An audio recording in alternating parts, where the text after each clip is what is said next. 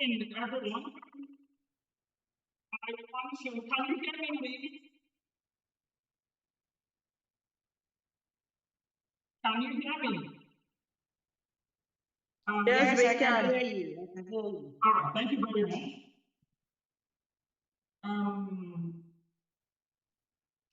We want to welcome everyone here present, and I want to say good morning once more, good afternoon, good evening from wherever you are watching us from. We want to welcome you to the International Women's Day Webinar 2.0. Yes. At Federal Polytechnic, Nekede, we are committed to making technology accessible to all, especially women. And I must say, I am proud of the efforts of the ICT Directorate and the Continuing Education Center.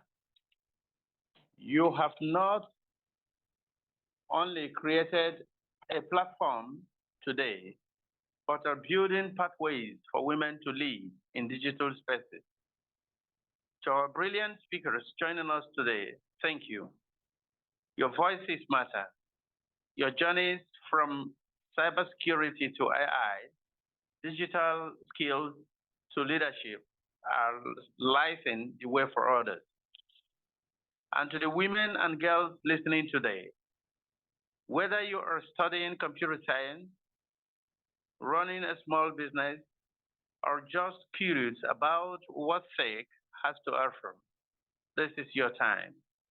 Don't be afraid to start small. Don't wait to be perfect.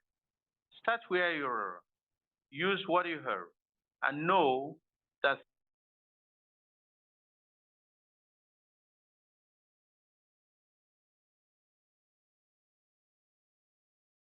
there's space for you in women in tech today by creating inclusive spaces, providing digital tools, and monitoring and mentoring one another.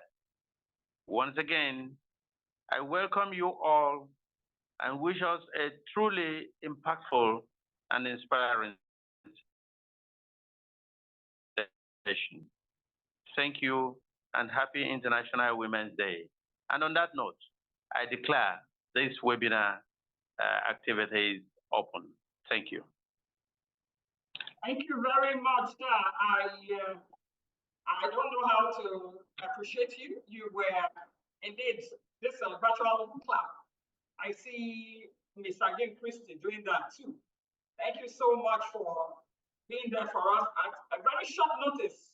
You were told this, the rector didn't know she wouldn't be here with us, virtually here with us. So in about less than 30 minutes, you were walked up to plead with you to do this, and you did it and did it so well. God bless you, sir. And thank you once again, everyone, for joining us today. It is time to welcome our very first speaker from the program of activities. Our very first speaker, someone whose voice and vision continues to inspire women. I've heard her speak. I've had a time out with her. We've had a panel session together on various women in inclusion and tech related matters. I've heard her do a lot of inspiring things out there in the tech space. On LinkedIn, she's quite popular, and so on and so forth.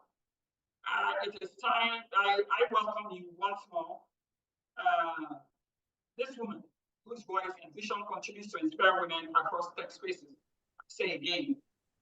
Onyeama is a student tech expert with great passion for digital transformation, inclusive innovation, and women's leadership.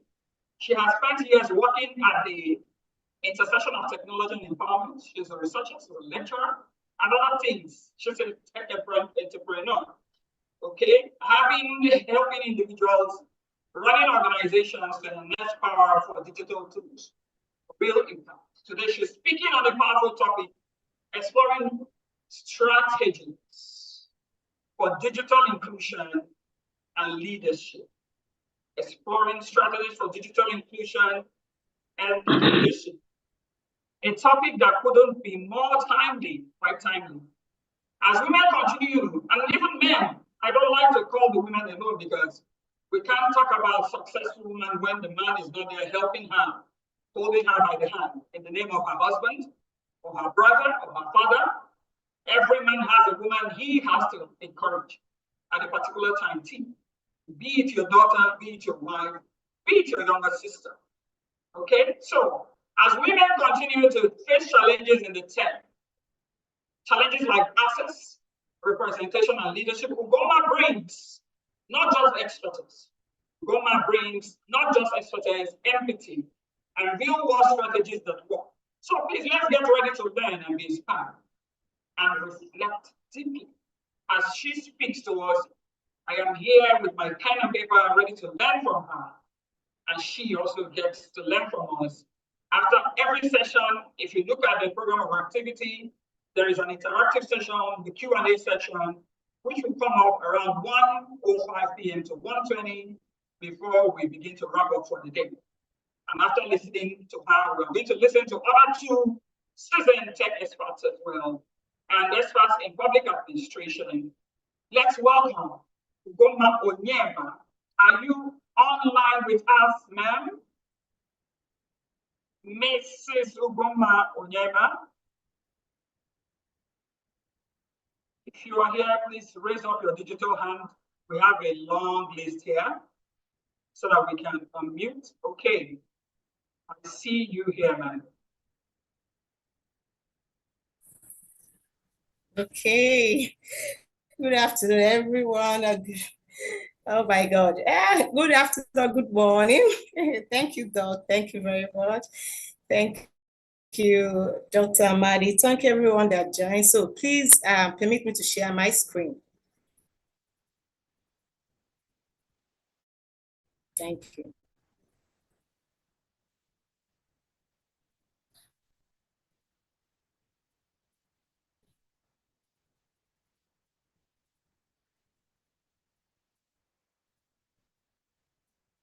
So is it visible?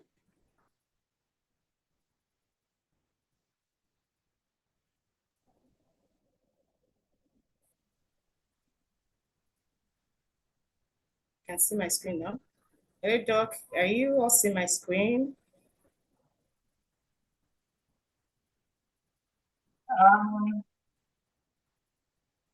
Click to enter. Just hold on.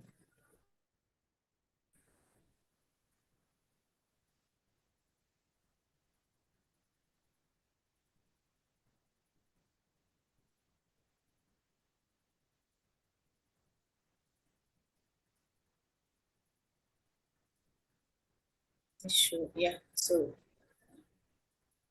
it's up now, right?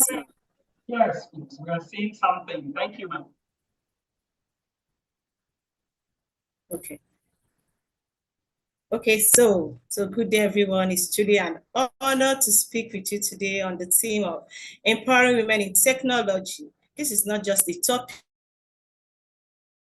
for discussion, but a call to action for all of us to contribute towards creating more opportunities for women in tech. So my topic is on exploring strategies for digital inclusion and leadership.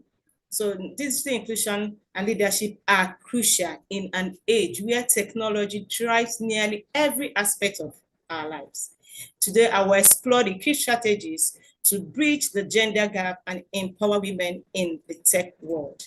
I was once struggling, with limited resources because I wanted to step up. So I was once struggling with limited resources, and I had this self-doubt. Can I actually make it? Can I actually reach this heights in this tech industry? So, but thank God for the online learning and mentorship. It actually changed my path, right? So it helped me in gaining skills and confidence. I now can empower other women to access opportunities and excuse me, and thrive. So bridging the digital divide is personal, yes, because when women are supported, they lead and they innovate. Okay, so I have this tagline that makes me happy each time: empowering women, bridging gaps, shaping the future of tech. Yes, because I love empowering them. I love providing skills. I love telling them, oh, you need to step up, you need to do this, you need to have this resources. You see that we have this leadership opportunity. Please try and apply, try and join, right? Because when I do those things, I find out that it helps in bridging the gap, closing that digital divide by ensuring access to technology, education, and mentorship. Because most, I think when you hold somebody by the hand, you lead the person to the right path.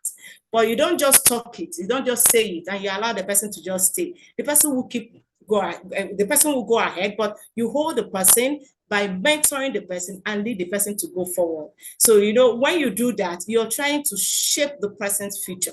You're trying to shape tech as a whole. So it helps to increase women's participation in tech leadership. It helps them to innovate more things. It helps them to bring out better solutions. Yes. So, okay, so now another thing is for us to first of all understand what do we understand by digital divide. Digital divide is just, it is not just accessing the internet. For me, it's not just that. It encompasses issues like access to devices, skills to use technology, and gender disparity that affects women's ability to participate in the digital economy. You know, we have instances whereby you can go to some rural areas whereby you hardly see people using smartphones. You hardly see them using computers, you know, and sometimes their culture even deprive them of doing all those things, all those stuff. You understand? So it makes them, it brings them less, as in it makes them, they don't, we men see them as they are less, as in we are just less to them. So we are not valued. So this actually directly, it impacts their ability to access, because whereby you have people that is making use of smartphones, people that is making use of computers and have this digital knowledge, even if it's small digital knowledge, it helps them as in to be able to access all these online educations that is everywhere. It helps them to have entrepreneurship opportunities, you know, because with statistics, I actually found out that 25%, if you come to countries like, you have 25% less likely to own a mobile phone, which is not actually good. But I know that we are going to conquer it with what is on board now. We're going to conquer it. Yes. Okay, so let's go ahead. So we have the importance of digital inclusion. What are they? We have the economic importance. Yes. Whereby we have digital inclusion is a key driver to economic development. Our economy will develop, people will not complain, people will sit at home and work, because that avenue have actually been created. We'll have places like Upwork or have Fiverr, where women can sit at home and be working. They don't need to go to office. They work and they earn, right? So it helps build the economy, right? Then we'll also have, well, I will actually advise that we women will gain the skills, you know. When we gain these skills, we'll become consumers of technology, you understand? And we'll become creators of entrepreneurs. We become leaders in our various communities. So we'll move ahead. We'll have barriers, we'll have challenges, we'll have things that are actually shifting us away from actually accessing all these things we're talking about. We'll have the first barrier, we'll have access to technology. Now, most women in rural or underserved communities don't own devices. They don't have laptops, they don't have smartphones, and the internet, even if they do, they don't even have access to internet. Is actually challenging, because we also need to work on all these ones, so that if we're talking about we are bridging the gap, then all these things have to be implemented so that everybody sit up and start using it. Then we also have the issue of cultural bias, whereby women may be culturally discouraged from pursuing technical fields. Yes, we'll see it happen, you know. STEM, we already know about STEM, science, technology, engineering, and mathematics. You go to schools, you find out, you ask students, what do you want to be in future? The girl child, I want to be a doctor. I want to be, nobody wants to look at that tech because of maybe I think the cultural background, sometimes even our parents also contribute to that. They will tell us, no, they call courses that they know is go and do medicine, either you become a lawyer and so on and so forth, then engineering, right? So that's a very big challenge. We also have the issue of lack of mentorship, because we don't have anybody that can hold women by the hand. We don't have anybody that can hold us by the hand and say, okay, you can do it. I will guide you through this process. I know that I had, there was a program that I attended, and when I finished attending the program, I was like, I benefited a lot from it. And I decided to talk to people to join. What did I do? Now, it was actually an online platform, and it's very lovely. It's called Nobel. So what did I do? I didn't just end in giving them the form to fill, but I had to create a WhatsApp platform. I decided to guide them through the process. I don't want them to fail. I don't want them to stop. I don't want them to be discouraged. Yeah, right? So I decided to guide them through the process, and they are doing wonderfully well. So that's what we are saying. We need to lend a hand. We need to mentor people. We need to hold them by the hand and guide them all through. Okay, so let's continue. Then why more women in technology is crucial? Why do we think it's crucial? Fine, it's crucial because for innovation, because when they join, join tech, they have this ability to think more. They have this ability to, as in, create more things. And you see them, they become good innovators. They start bringing out ideas because of what they are relating to people. They talk to diverse persons, and they work in teams, and it makes them, their social life, their thinking faculty, everything aligns together, and it makes them more proactive. Yes. So another one is why it's also important and crucial for women to be in tech. Yes, for them to have that tech design. The absence of women in tech design and leadership has led to products that don't always consider women's needs. Yeah, for example, I researched on this. Apple Health app initially lacked features that address women's health issues such as menstrual cycle and pregnancy. It was only after women leaders joined the tech team that these features were incorporated. Because, you know, when women are involved, they think out more things and they bring it on board, and you see them creating great apps. Okay, so now we are going to talk about the strategies for digital inclusion and access education. So one will have the access to technology. Yes, we are meant to go, we're begging that governments, NGOs should partner with tech companies to provide affordable technology solutions for women. Yes, because if they do that, it's just like the government of Imo State decide to, like, okay, we want to dash computers, and they're saying 1 laptop per girl. It will go a long way to bridge this digital divide, and many parts of the world will actually be able to access it. Also, we also talk about the education program. We also look at, we have places like Tech Women, we have Girls Who Code.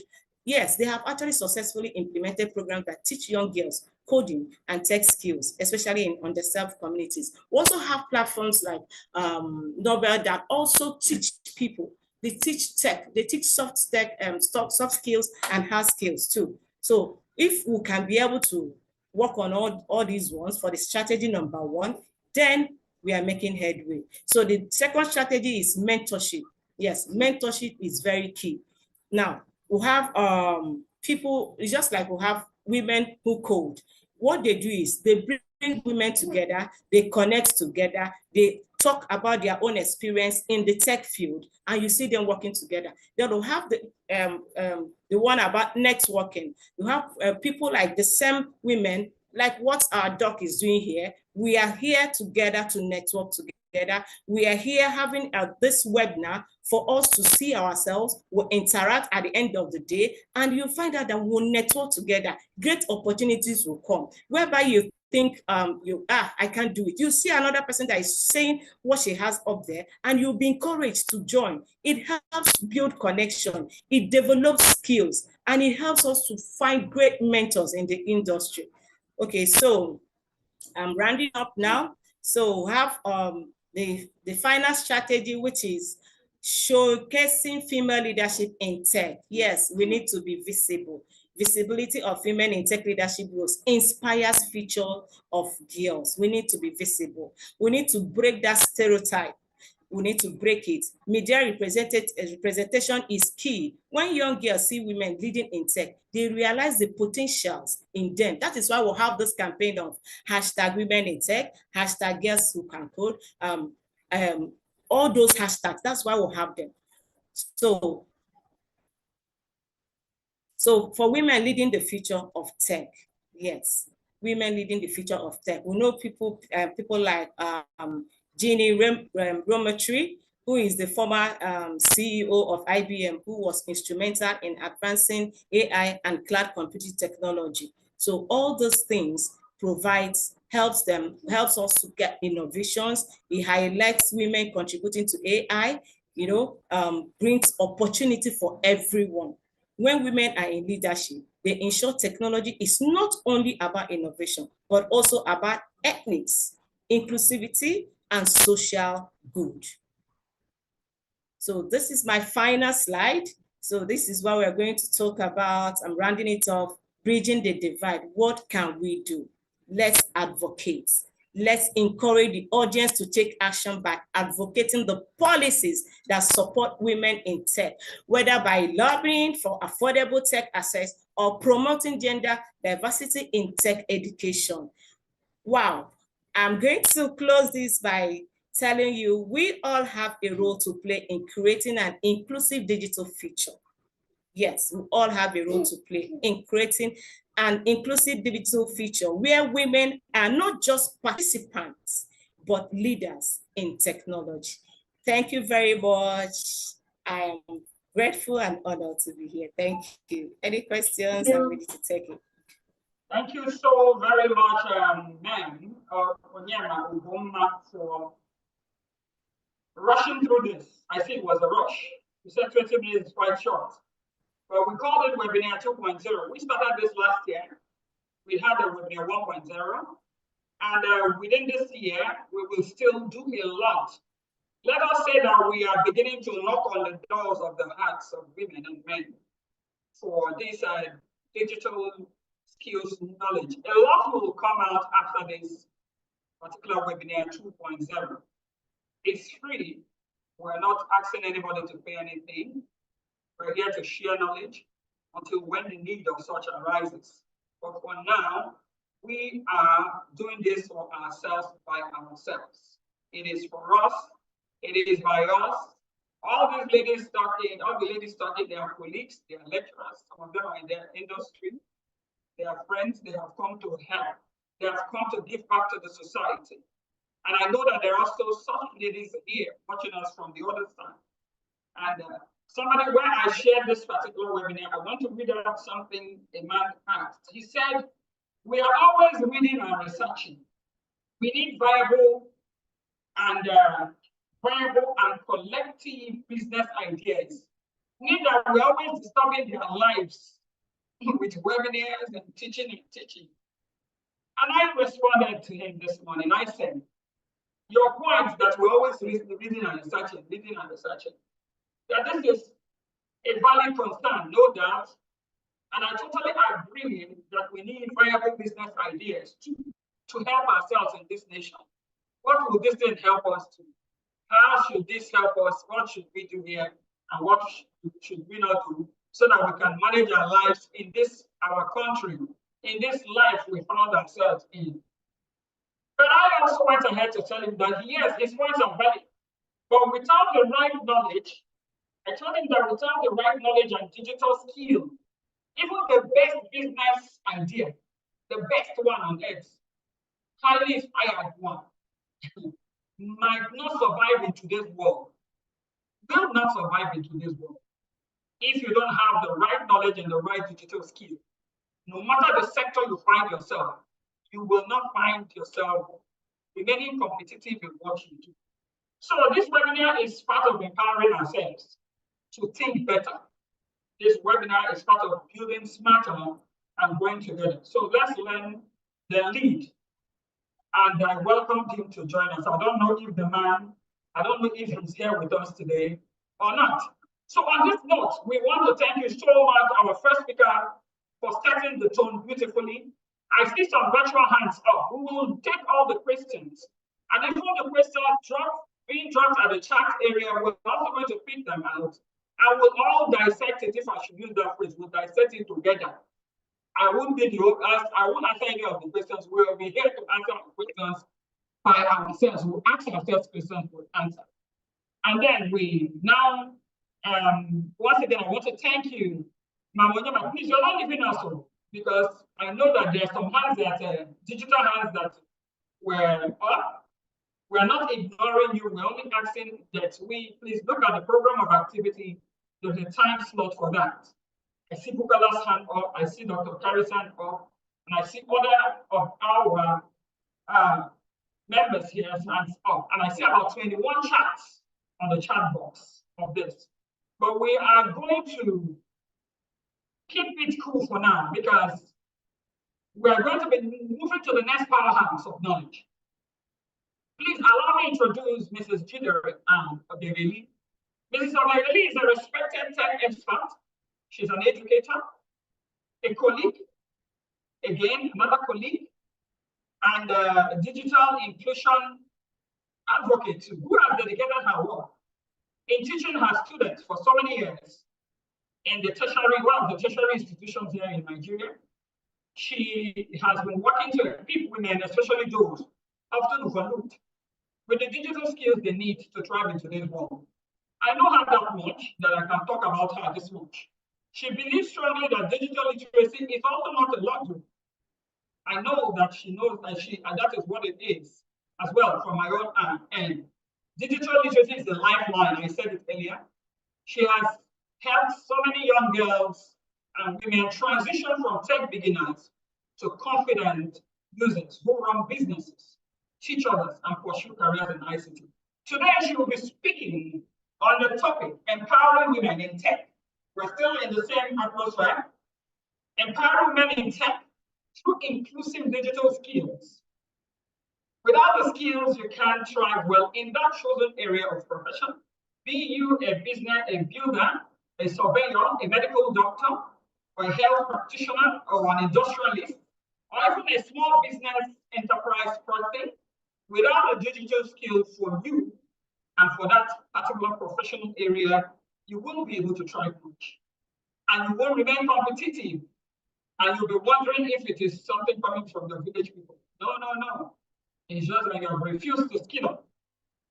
Madam Anne is going to, this topic is going to push us through something powerful. So because we need to face it, without digital skills, no amount of ambition can be realized. So please join me in welcoming our next amazing speaker, Mrs. Jidere Obiageli. I can see her, and I'm going to permit me to unmute you at this point to take over from here. Thank you.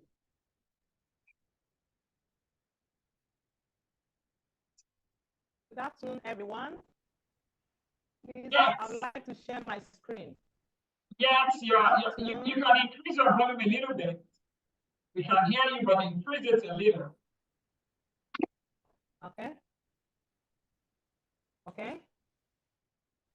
Please permit me to share my screen. Yes, go ahead and share your screen. Go ahead. While we wait for you to increase that volume a little bit. A little bit. If that's the highest, we can manage with that. Thank you.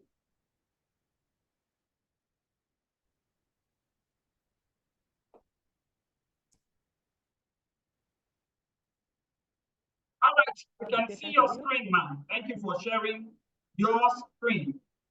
All right. Okay. Good afternoon, everyone. I want to appreciate all of us for our audience in this webinar.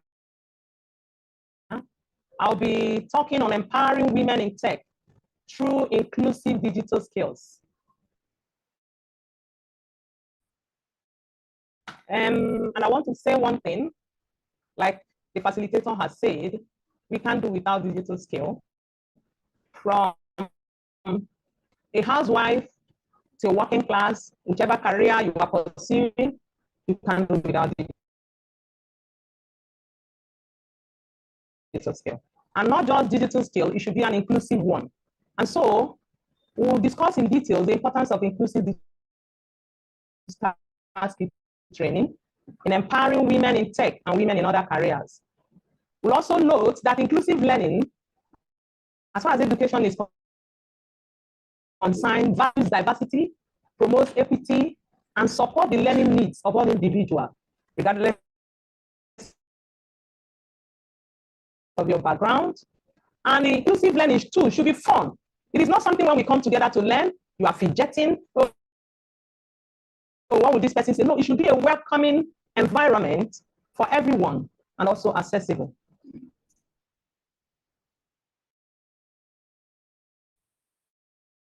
Introduction.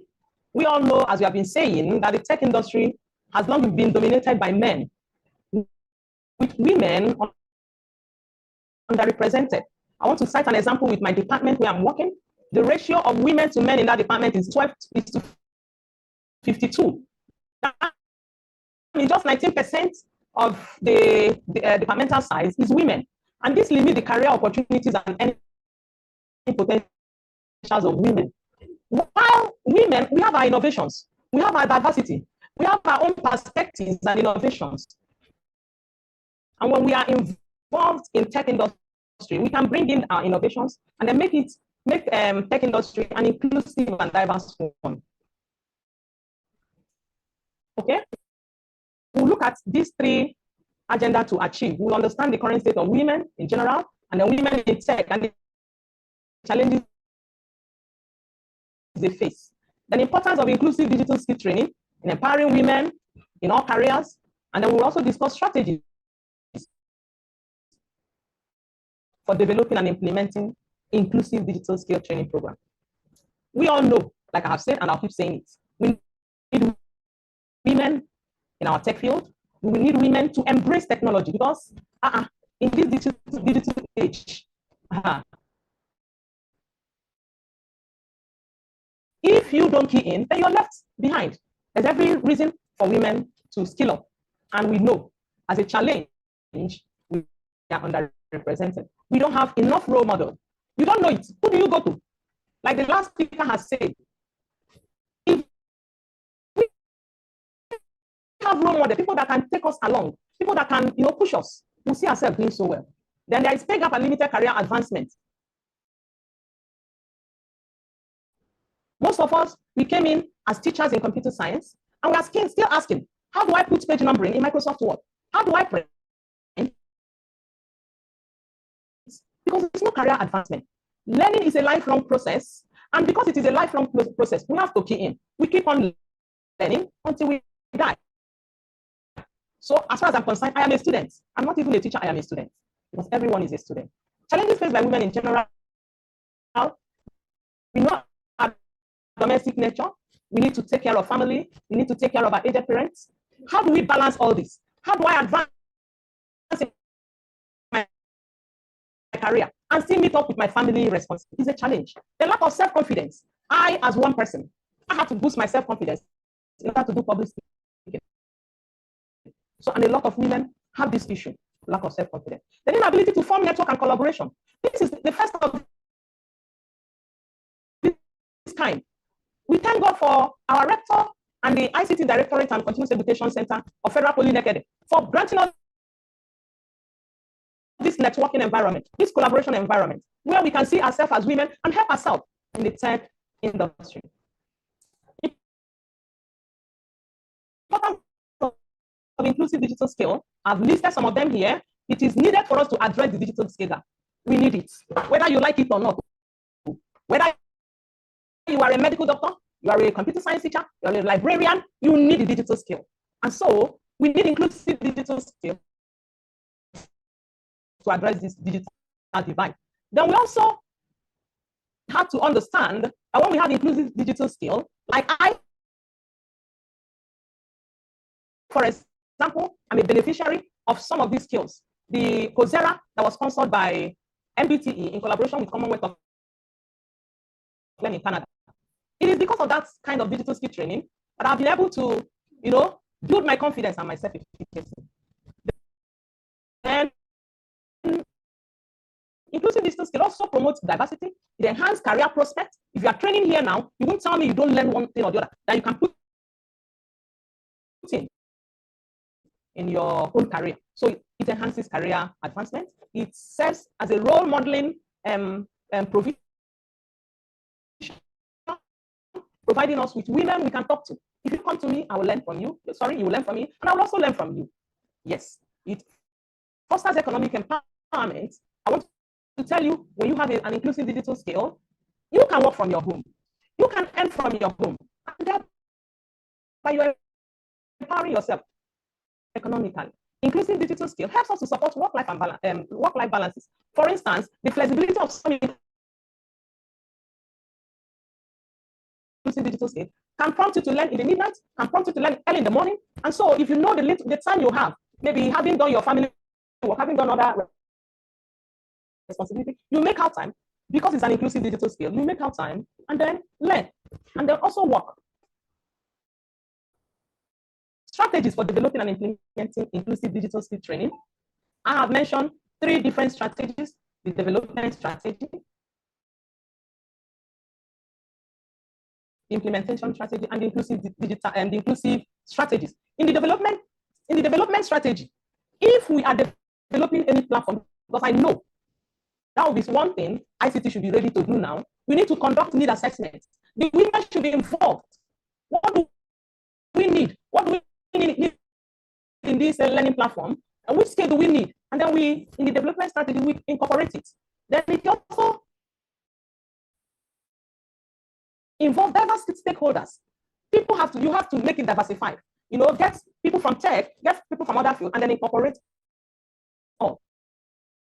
Development strategies should also have a design of flexibility and accessibility. Yes, in the strategy of development, you need to make it flexible, and then the content should be accessible. You notice in some platforms, there is always a learning material system which you can download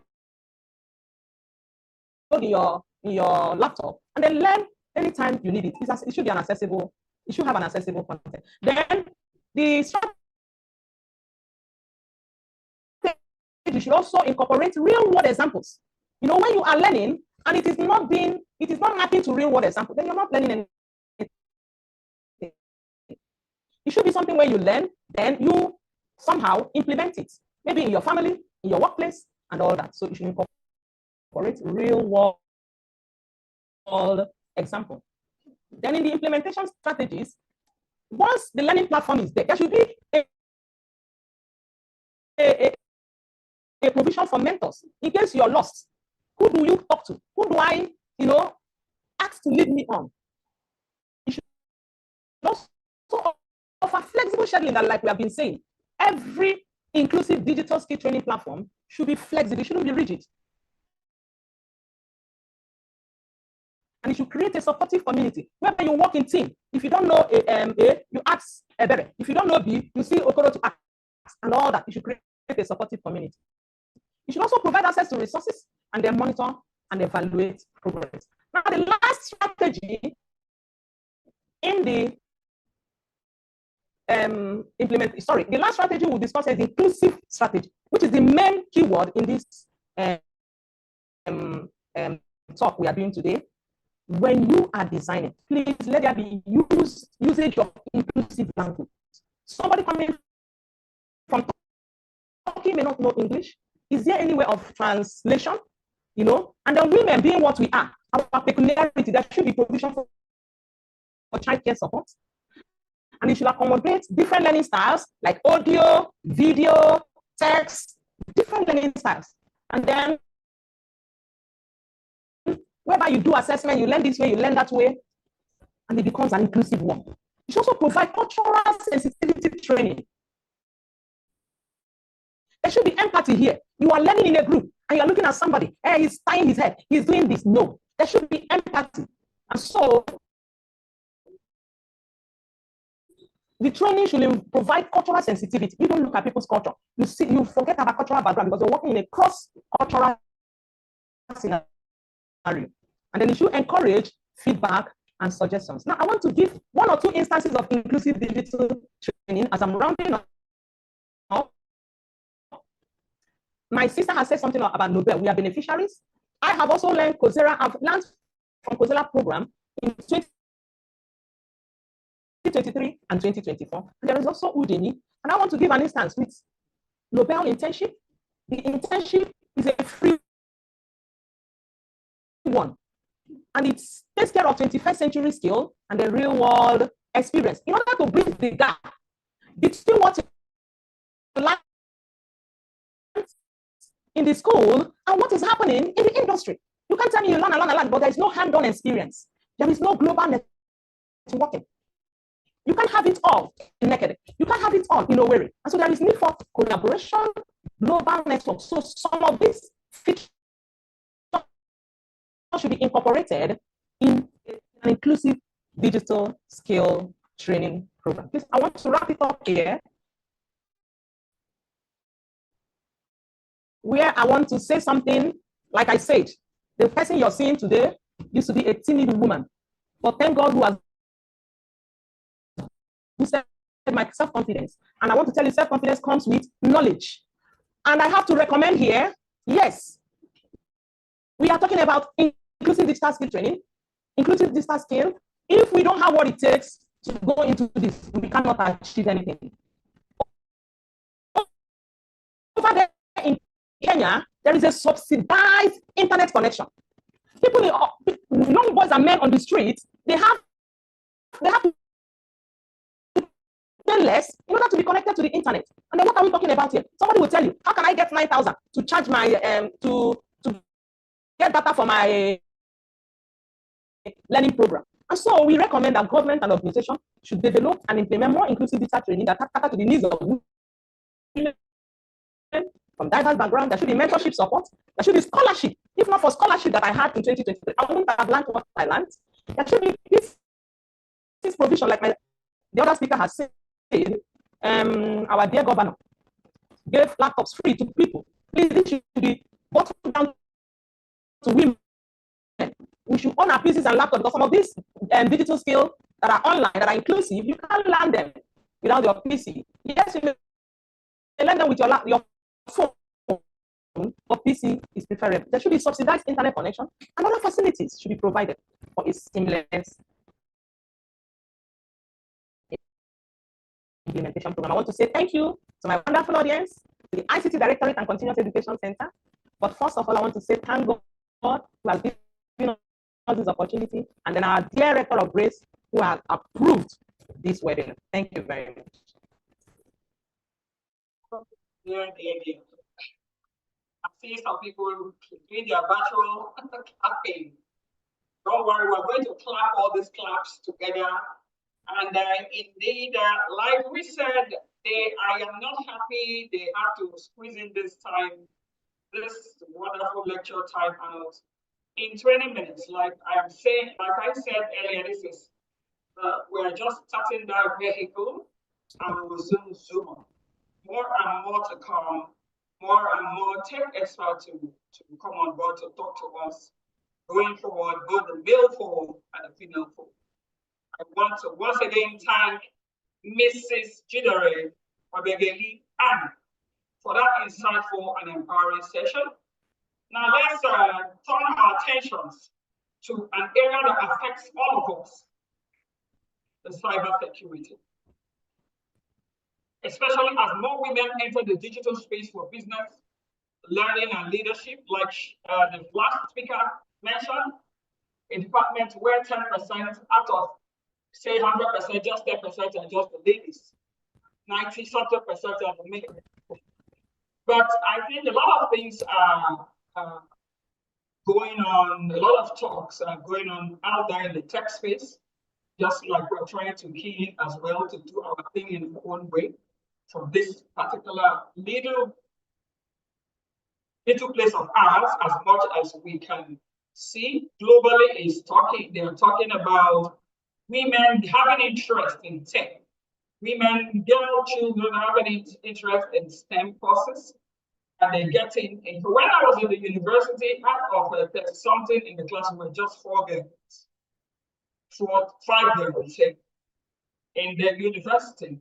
So this thing is still there, and we need to encourage our women out there that it is for us all. We work side by side, hand in hand with our male folk, and we will achieve things for the family, for the society, for the world at large. We're not pushing them away from the pathway. We're here to just assist, help, and also work with them in oneness of mind, without any form of stereotype, to thrive in this tech space. Now, I mentioned earlier that we need to now turn our attentions quickly to the area that affects us all. Very tricky area, the cyber security, especially as more women will be or are already entering into the digital space for business, learning and leadership, more especially business. You can't spend all your time under the sun selling one way or the other, and then somehow one smart young man or smart young woman takes away your threat because you have decided not to look in the direction of cyber security, that space. Even in leadership, as a female leader or a male leader, you don't understand the tips of cyber security. You get to see yourself being impersonated on the social media space and using your image as a top leader to extort the innocent ones in the society. Even in learning, a lot of things we need to know. We can't wish it away, it is here.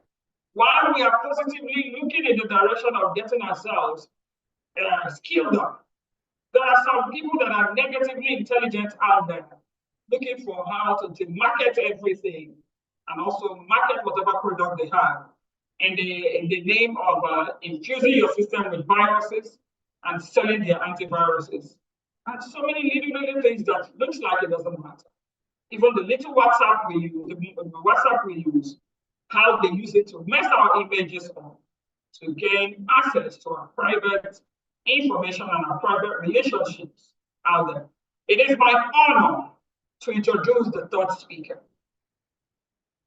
C.ITP Obiageli Ifeyinwa, Nkemdilim, highly respected cybersecurity expert, a woman who is also breaking barriers like other speakers, and in most critical sectors of today's digital economy. She has worked on multiple platforms to equip women with knowledge and strategies to stay safe online, build resilient digital businesses, and lead in tech spaces that are often male-dominated. Sincerely, she is one woman that I have gotten close to. The much I have been able to see is one woman that has stood strong in the cybersecurity expertise space. Today, she will be speaking on empowering women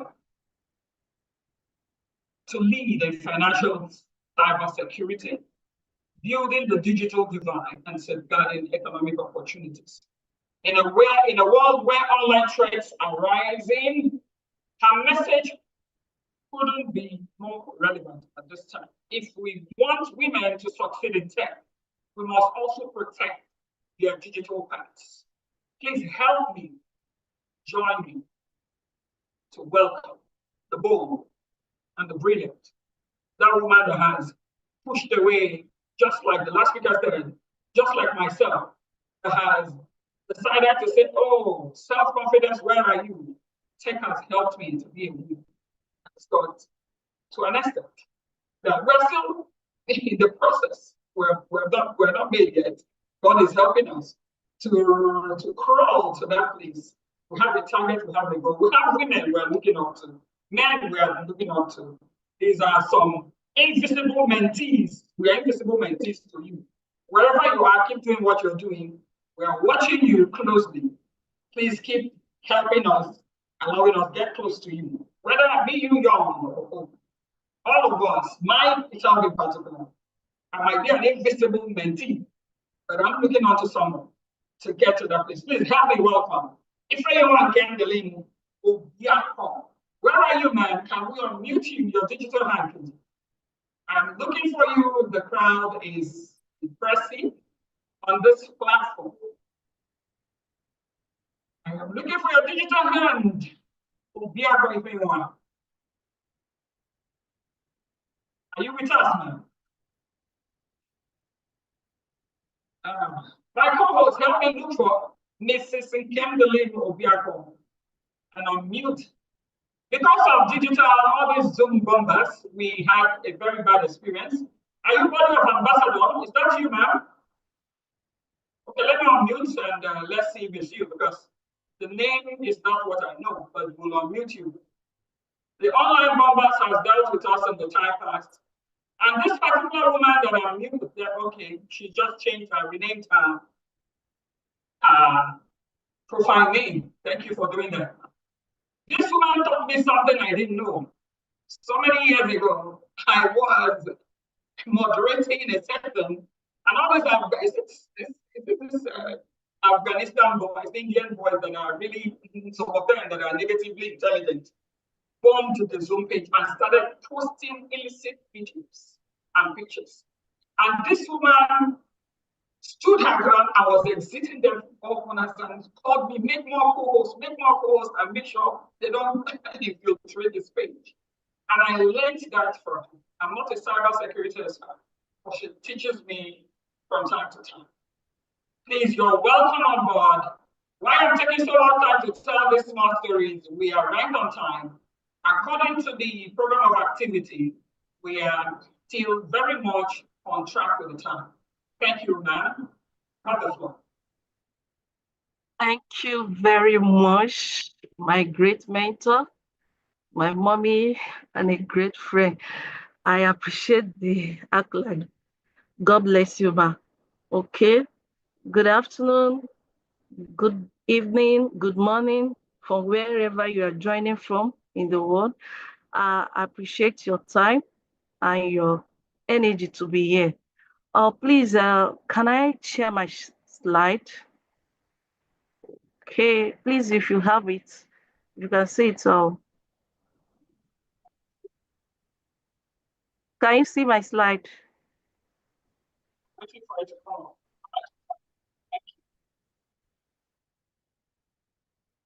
Is my slide visible? Very visible. Thank you. Okay, thank you very much, ma'am.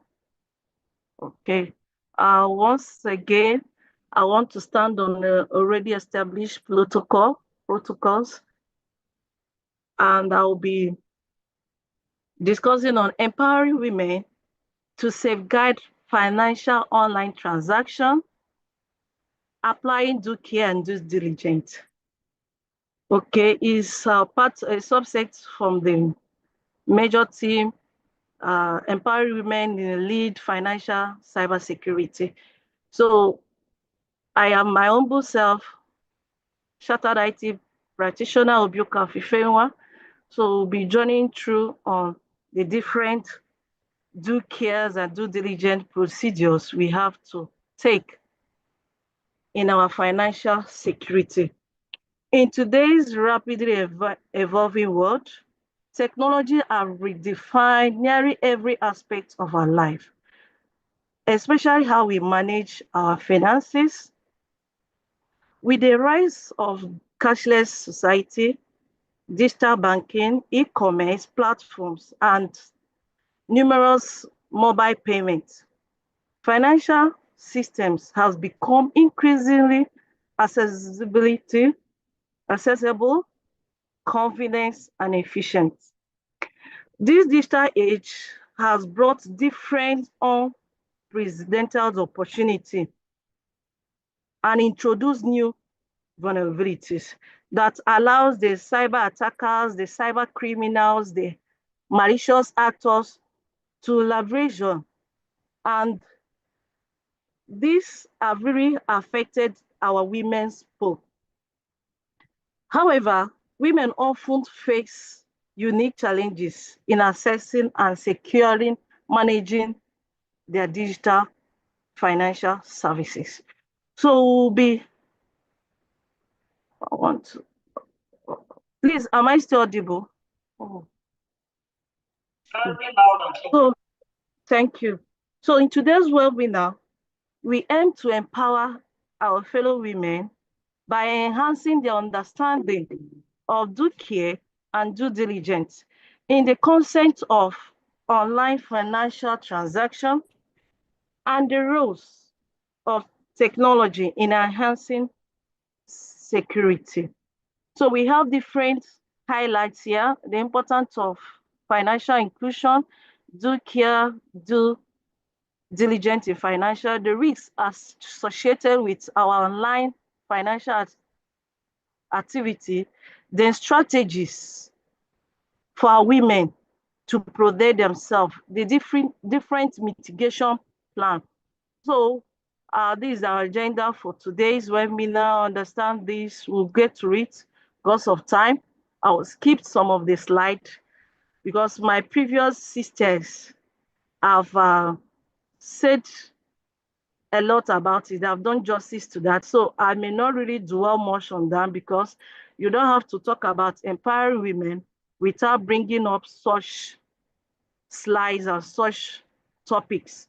So we have to financially include our women in everything we are doing. Our women are really needed so that we can empower our economic growth, have our growth, being empowered, have the economics, the GDP rise. So we really need to effectively allow our women, empower our women, support our women to have their own financial dependency. Now we have significance of integrating women into the digital financial ecosystem. The first speaker, the second speaker dealt on this: economic empowerment, economic growth, poverty eradication. When we empower women, definitely the lifestyle of the family will change. They have the capacity to invest, they have the capacity to empower their fellow women, and that woman will also empower her family and also empower the society. So there is need to have a secure digital environment. Now, what are the different barriers our women face in this financial inclusion? We have limited financial literacy. We have lack of formal identification, social norm and culture, and limited access to internet. Now, when we talk about limited access to financial literacy, most our women, they are in, especially on developed environment, like we talk about our digital divide, many of them still don't understand how to use mobile app. Some of the mobile app they install, they may fall victim of installing a Chrome one. They may not know the sensitive data they have to share online. They can click on malicious link. So they need to have some financial literacy, and also the kind of bank app, because there was a time so many bank online app came up and they were not ensuring they apply the GDPR, the bank policies and the like.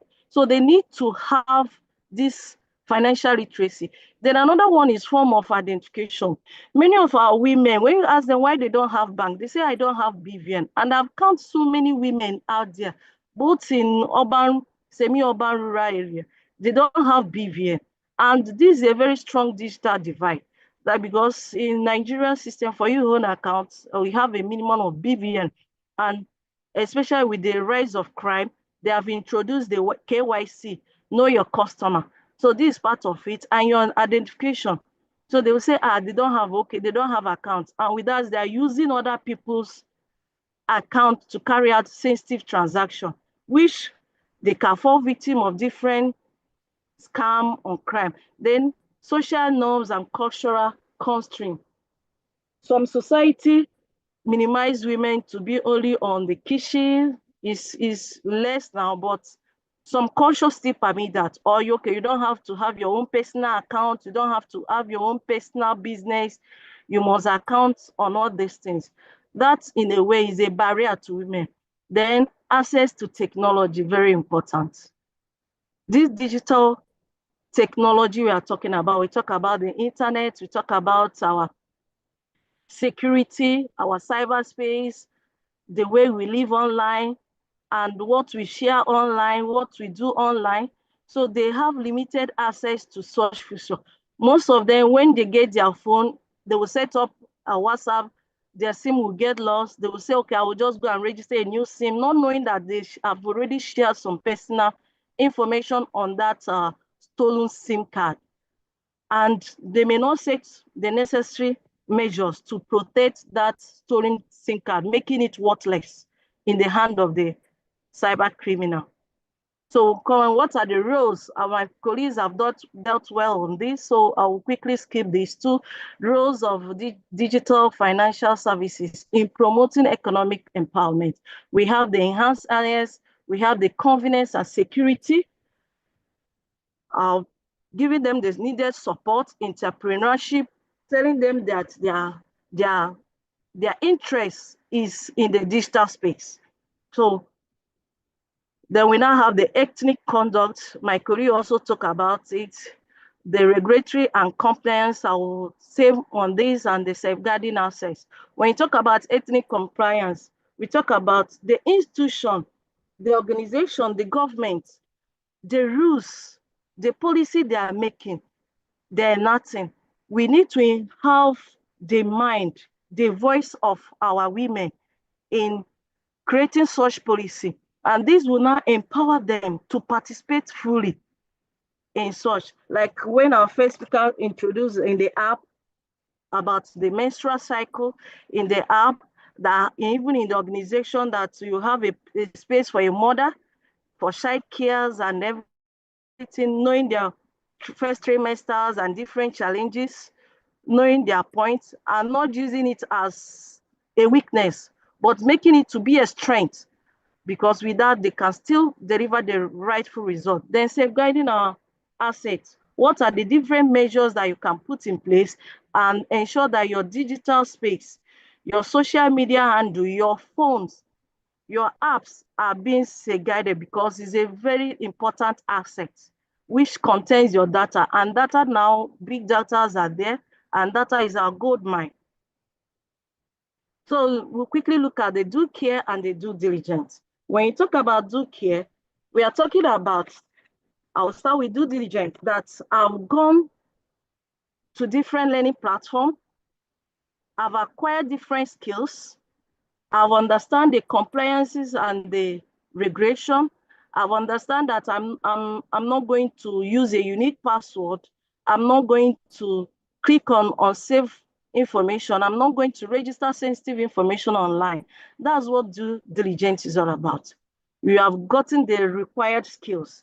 Then when you talk about due care is, okay, I've gotten the needed skills. Now, am I putting it into action? Am I doing the right thing? Am I ensuring that I authenticate the correct, the accurate website? The transaction I want to do online, how sure am I with that e-commerce platform? So that's what we talk about due care. Due diligence is taking the rightful skills. Then due care is implementing those skills we have acquired into practice. Now we have some common attacks in our financial transaction. We have the phishing, the man in the middle, account takeover, identity theft, mobile app application, vulnerability of the apps, payment fraud, and malware. Now, I'll also dwell much in this because that's the core area of this course. We talk about phishing. Phishing is like sending malicious mail that tends to be like true, that tends to be like a scaleware. Okay, your account details is being blocked. If you do not provide so and so details in the next 15 minutes, or you see emergency OTP and you receive a call. So phishing is trying to steal some sensitive information from us via email. We also have the SIMISH. All of them are grouped under social engineering, trying to read our psychologists, trying to psychologically steal some personal identification information, our PII, from us. Now with that, they can now use it to commit what we call the identity theft. Once we're able to gain access from this sensitive information, your bank details, your business address, your date of birth, anything very vital, because every cyber criminal knows the type of attack they are looking for. So once they're able to gain access to this, they can carry out identity theft. They can carry out transaction on your behalf. They can carry out different operation, different commands with the stolen credentials. Then they also, from there, take over your account. They can log you out, especially when you share some of your code, OTP code of your WhatsApp, OTP code of many your social media, and you see that the account is being taken over. The same thing, they can also take over your account, like your OPay, which you can log in any form, especially when you share your this, we have the money points, all these online transaction. Once you fall victim of this social engineering attack, then with that, they can also carry man in a middle attack, especially when you click on unsecure web browsers. We have so many of them out there. Then you can also, our women can also fall a victim of malware. The other day I was on a YouTube, I saw some of these applications. All these applications, they are made for two things. They can be for good in the right hand. They can also be for evil in the wrong hand. Because we are saying that we have a SIM log that you can monitor to see if your partner is cheating on you. You can also monitor to see how activities is being done. Now, when it's in the wrong hand, it will monitor everything you are doing, and it will, from this spyware, they can make it to be a spyware. It can be a keylogger. Everything you are being done because of a single click. Then you can also affect your payment fraud. They can, from there, see what you are doing, your interest, monitor. They can also send a trick that you can trigger a payment fraud. Then most times, when you get to Google Play, it's easy before you make some installation of our bank app. Check on the review comments. What people have said about that application we want to install. Most times it's advisable to install from the right platform so that we'll not fall victim, because we can install a wrong or a clone mobile banking app, and everything we are doing there, transacting there, is on plain text. It's not being encrypted, and such person can fall victim. Even when we want to purchase online, we really need to understand all this so that you don't transact in a website without HTTPS, or you are sure that you trust that. You don't just fill up a form, or in a social media, you can read a conservation, but you don't chat. Because once you contribute to a chat, all these cyber criminals are here, and many of them are in every transaction communication, just monitoring to see who they can hook up, who they can carry out some psychological effect on. Then we have the different mitigation strategies. How can we protect ourselves? The different strategies. So I'll quickly dwell on this, then I'll skip all that because of time. Then be vigilant against phishing attack. So don't really trust every mail. Do a second way attack. Okay, I'm receiving an email from Dr. Ijeoma that she's requesting this.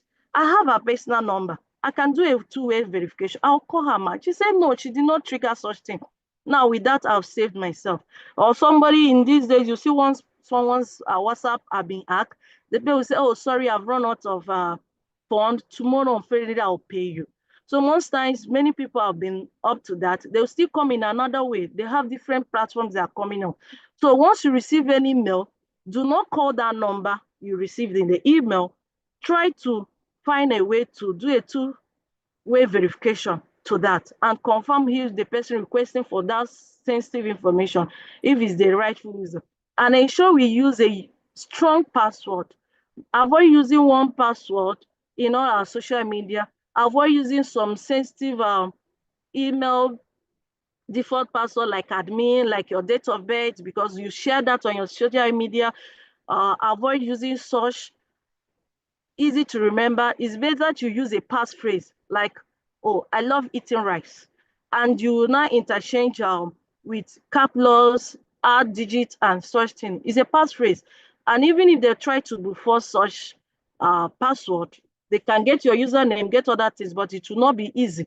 And with that, also ensure we monitor our accounts financial statement, because you may really secure yourself, but we may have a malicious insider threat from all these conventional bank, and we'll be deducting 500 naira from your account. Now imagine when such 50 naira 500 is being deducted from 1 million users. You know how much it takes. So such attack is called salami attack, that you really need to regularly monitor your account.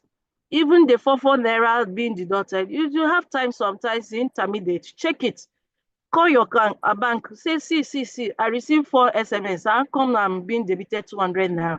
And with that, they will know that your account is not a go area, that you have already flagged out some inconsistency in your deduction.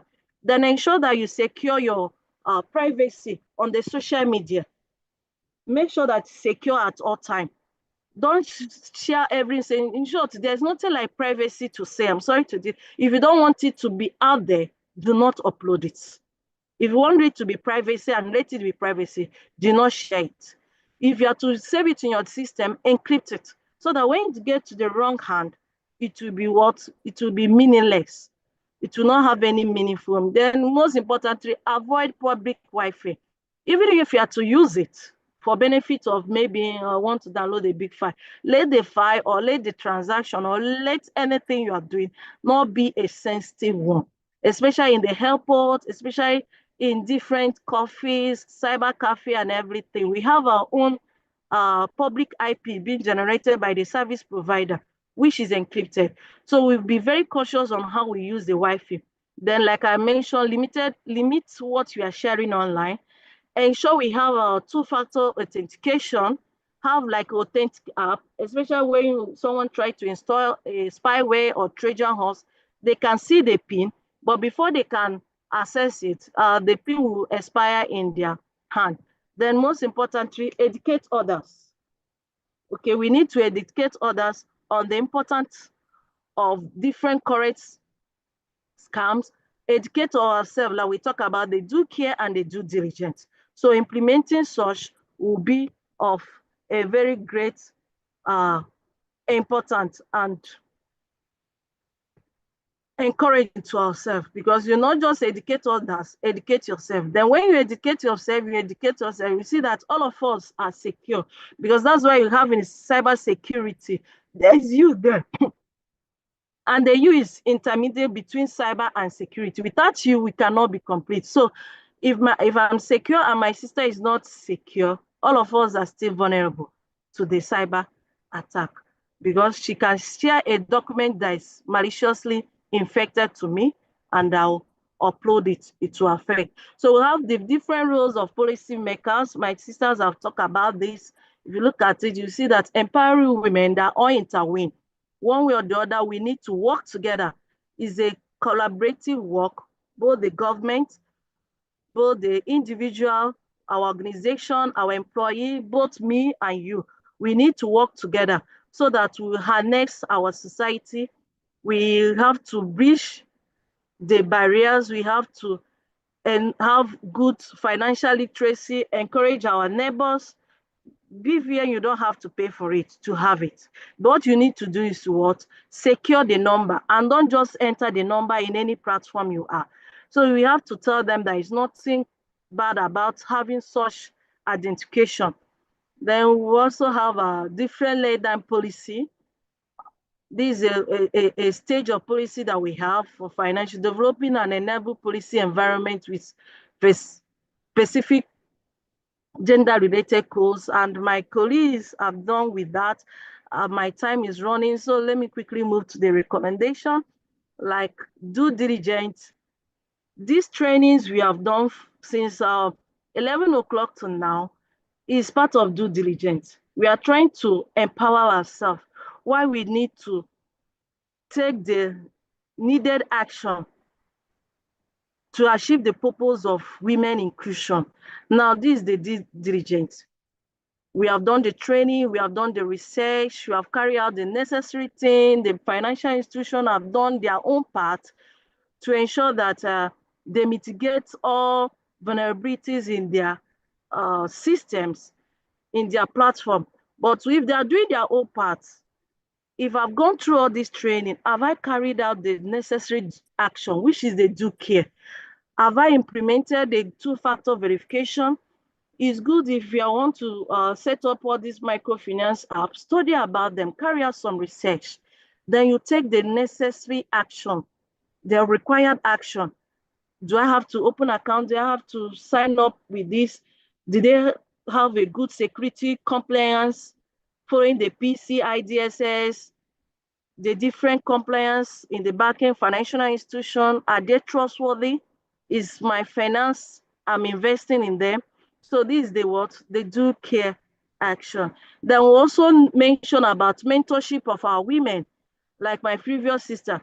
Now we have to encourage our girls. We have so many free competitions out there, especially for our girls child, because we are all of age. We need to empower our girls that there's nothing in Yahoo, there's nothing in online scam, that the best profit is like my sister mentioned the entrepreneur, she mentioned of Upwork, she mentioned of different online platforms that we can equip ourselves.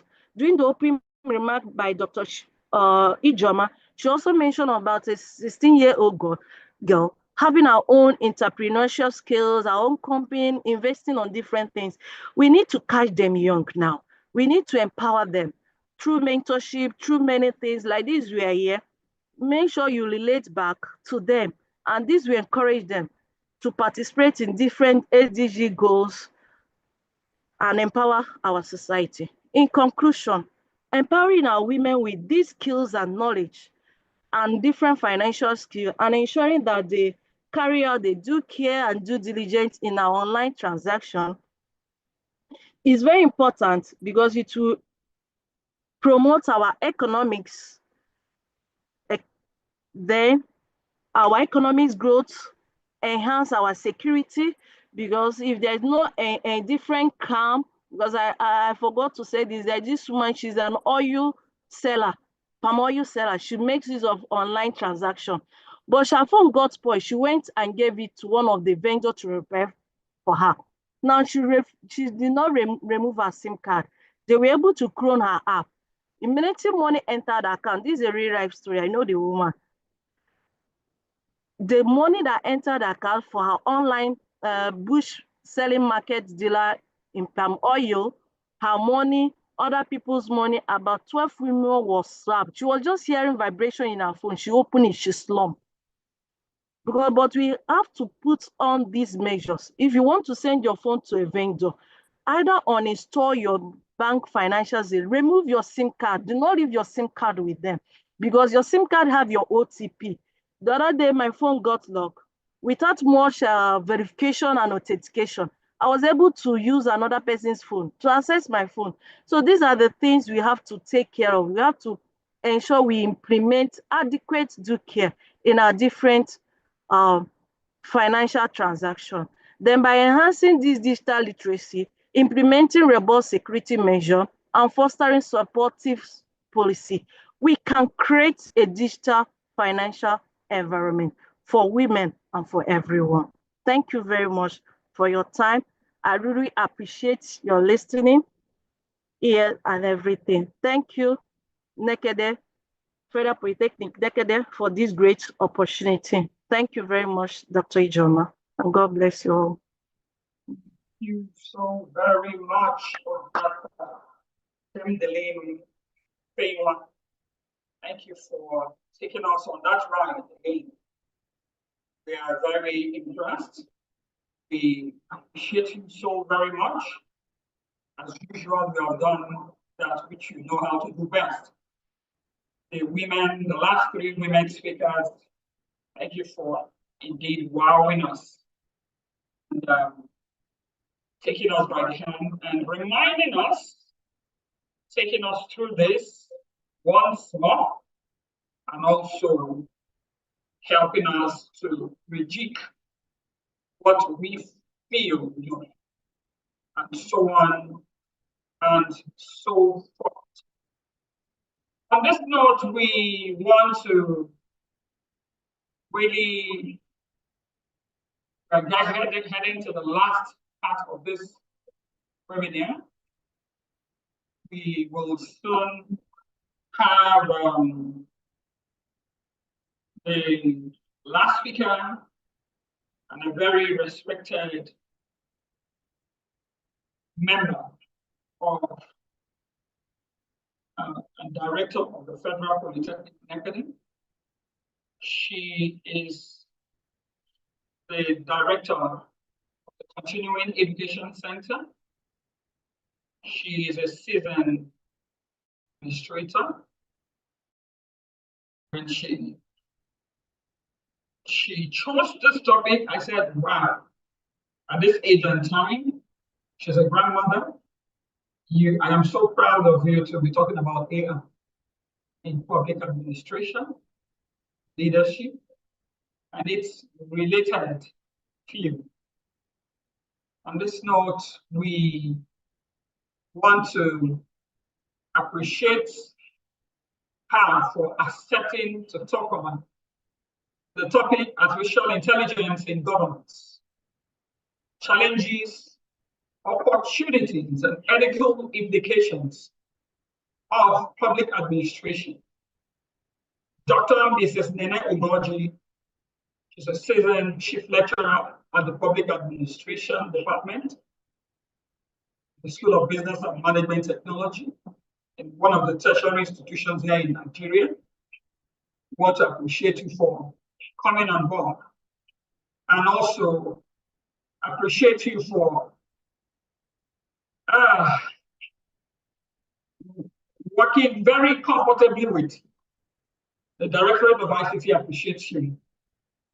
This note, we're unmuting you to allow you to take the stage. Are you ready, ma'am? I'm trying to unmute you. Your page. Okay, I'm ready. Thank you so much, ma'am. You're welcome. Actually, I've been trying to join you people, but having challenges from home. I had to be at home today because of what happened, but all the same, my apologies. So, taking artificial intelligence in governance, government business is not a small business, it takes care of service delivery to all its citizens, both in policy making and implementation. So I'm going to look at it from the introductory part of it.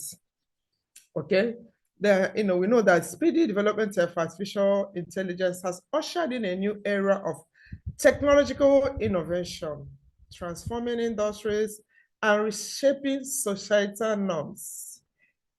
In recent years, the public sector has increasingly adopted AI technologies to enhance services worldwide, especially in Nigeria, grappling with the complexity of integrating AI into public administration. So my work assesses the impact of AI on governance, taking cognizance of its potential applications, benefits, and ethical implications, because a lot of people are worried about the ethical implications of the usage of AI. So the use of AI in governance has transformed the way government business is done, bringing about more efficiency in government policies and implementations. So, public service delivery, AI techniques are revolutionizing the delivery of public services, making them more efficient and effective, accessible and personalized, because data can now be collected. Then let's look at it from this area now, being deployed in public sector, the areas where governments can deploy AI, first and foremost, in decision making. AI has the capability to process vast amounts of data and generate insight that can inform policy decisions, which is very, very important. By leveraging machines learning algorithms and be able to predict analysis, government can make more informed choices from the data collected to improve on public services and resource allocations, which is mainly the business of government. Allocation of resources, usage too. So from data generated, government can make decisions regarding policy statements. Very, very important, knowing the population to cover the needs of its people and all the rest of them. AI makes it easier for such a policy compilation. For instance, in most developing countries, AI algorithms are used in welfare distribution to identify eligible recipients, detect fraud equally, and optimize the allocation of welfare benefits. Most times, even in Nigeria, governments come up with some welfare policies like trade money, sending it to less privileged people. So with AI, one can be able to collect data of the immediate people that need such welfare packages. Then in tax collection, we find the debate on tax collection has been on in our nation's space. They are yet, even the reps, house reps, senators, they are still debating on the best way to go about that tax collection. And we are aware that a lot of people evade tax. So for tax collection, AI power systems are used in enhancing tax administration. This too helps in automating tax return processes, detect tax anomalies, and the case of potential evasion of tax by eligible taxpayers.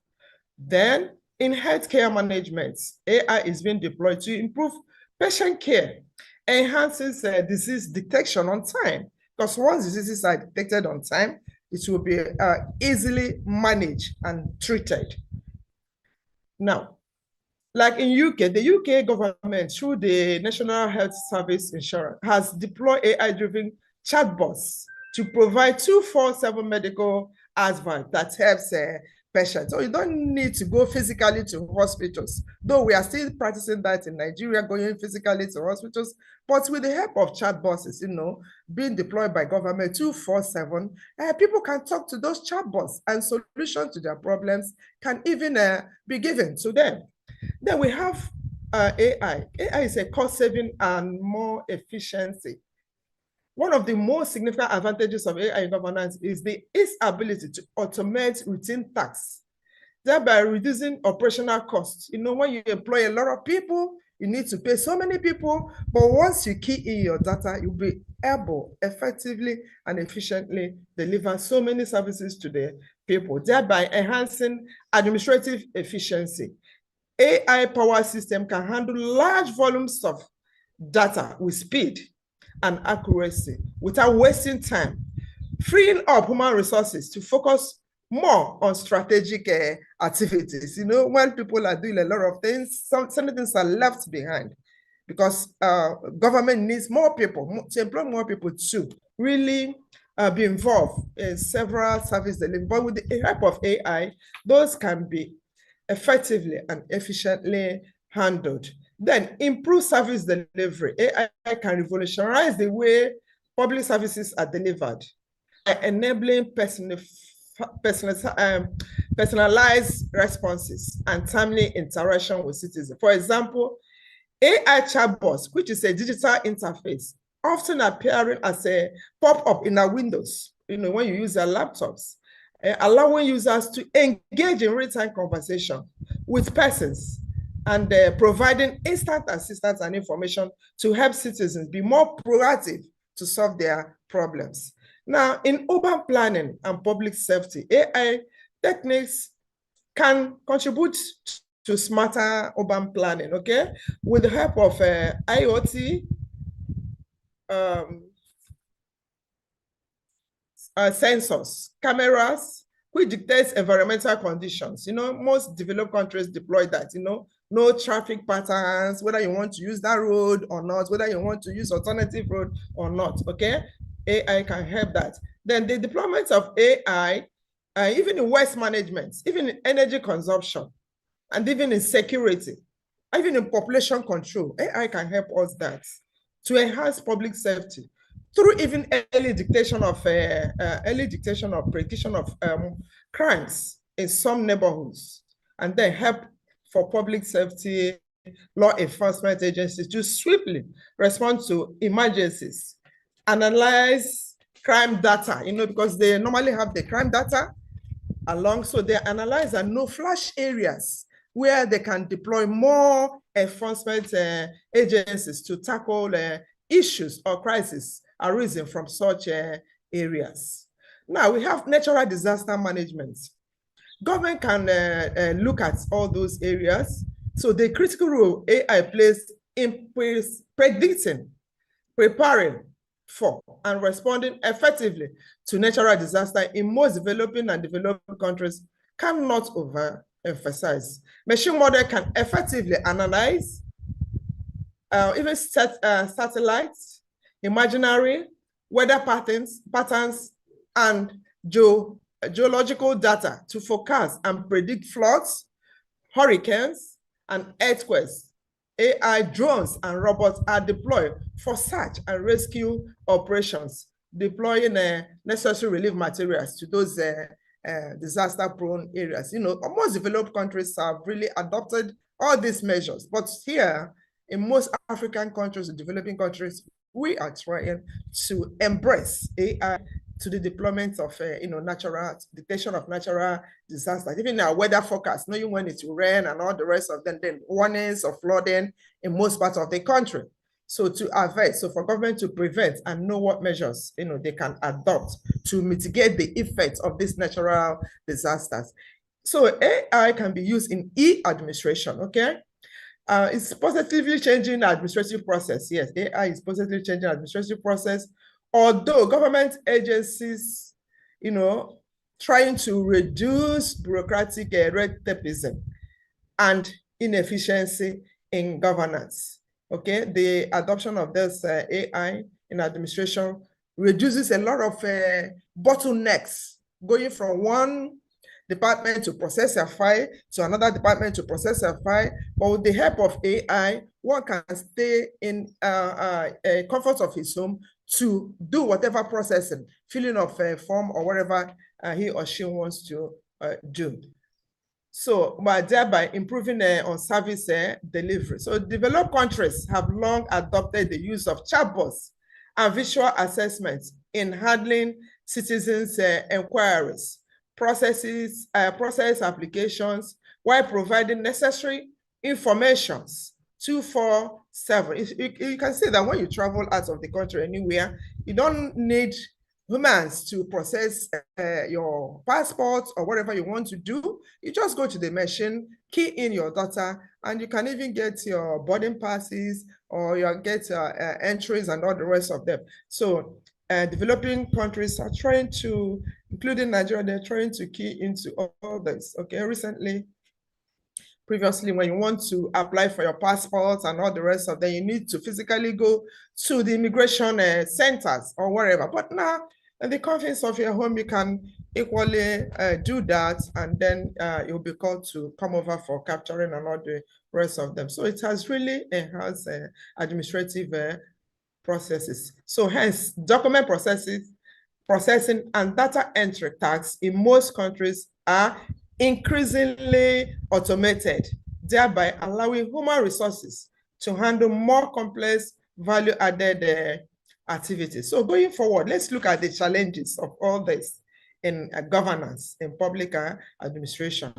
AI use in governance often involves collecting and analyzing of huge amounts of personal data, and to enjoy public trust, protecting citizens' privacy by ensuring security of this personal data is very, very key. So let's look at it. People have a lot of bias and even wondering whether there will be an element of fairness in the use of AI. So there is a risk that AI can perpetuate bias and inequalities if wrong data were captured. Anytime you key wrong data, especially in sharing of natural resources, just take Nigeria for instance, when you capture your data that this state is has lesser population than the other, it means that historically those states with lesser population will keep on getting low share from federation accounts. So because of what AI has already captured, if wrong data is being fed.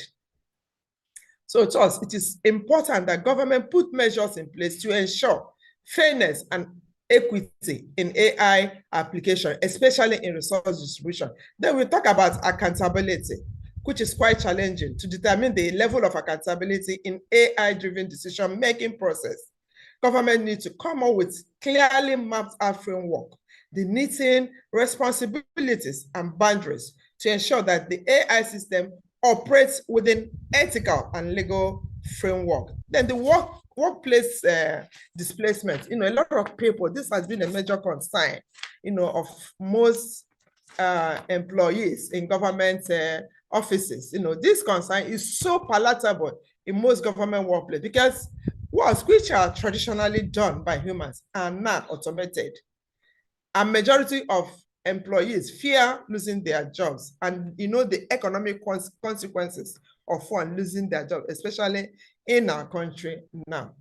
So government has to mitigate all these fears by training and retraining their staffs, providing them opportunities and supporting the workforce transit from traditional mode of work to AI-related job activities. Then we look at the ethical implication, transparency in the deployment of AI. So government is encouraged all over the world to be open in their deployment of AI in decision-making process in order to help build public trust and ensure accountability. Last time when we had our presidential election, we had about glitches and all the rest of them. So if government will be more open and more people are accessible to the use of AI, it will help people to understand exactly what transpired that day. So governments are encouraged to make sure that whatever processes it is adopting must be transparent, and then deployments of ethical activities in AI. Then inclusivity. AI should be accessible to all citizens to allow for participation and inclusivity. Therefore, efforts should be made to bridge the digital divide and ensure that the less privileged, mostly marginalized, can benefit from AI advances. This equally calls for constant engagement of diverse critical stakeholders in the development and implementation of AI policies. Since morning I've been struggling to key in because of a network issue and all the rest of them.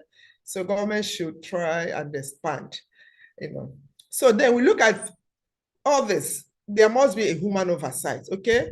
Human oversight functions are critical to the deployment of AI in governments, okay? So granted that AI system enhances efficiency, government must establish mechanisms for human endeavors and human interventions and review to safeguard against unintended consequences. So it's not as if you deploy AI, then you go and sleep. Somebody must watch it to make sure nothing grievous happened. Then we have conclusion, okay? From the foregoing discussion, we can understand that artificial intelligence has the capacity, potential of transforming public administration in many ways, offering many benefits, while same time presenting government with significant challenges. However, as government navigates the AI technology revolution, it is pertinent it adopts a responsible AI best practices that prioritize ethical consideration, transparency, inclusivity, and human oversight.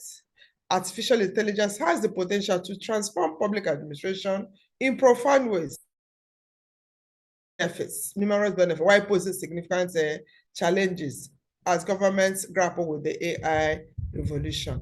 So in all, this work contributes to the ongoing discourse on AI in governance, providing us with insight into the strategies to adopt in balancing technology advancement with ethical governance, ensuring the AI revolution optimally serve the interests of the good of the public. So when we are talking about AI, and we know that governance is for the people, whatever we do, whatever government, however it wants to employ the AI in governance, the most important thing is to know that whatever government is thinking, policies that government wants to do, is to find a better way to ensure efficient and effective service delivery to the majority of the people living in that country.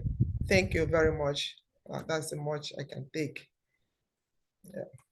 Thank you so very much, Ma. We are grateful. We, in fact, I'm dumbfounded.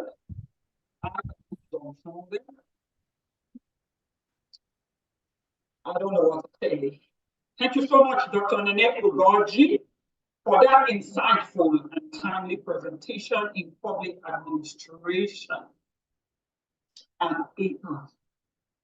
It's evident that as public administrators, we cannot afford to ignore the role of technology, especially the artificial intelligence in shaping governance and proper and serious service delivery and making strong, informed decisions as a public administrator, as a leader, as a public leader, and also a public servant.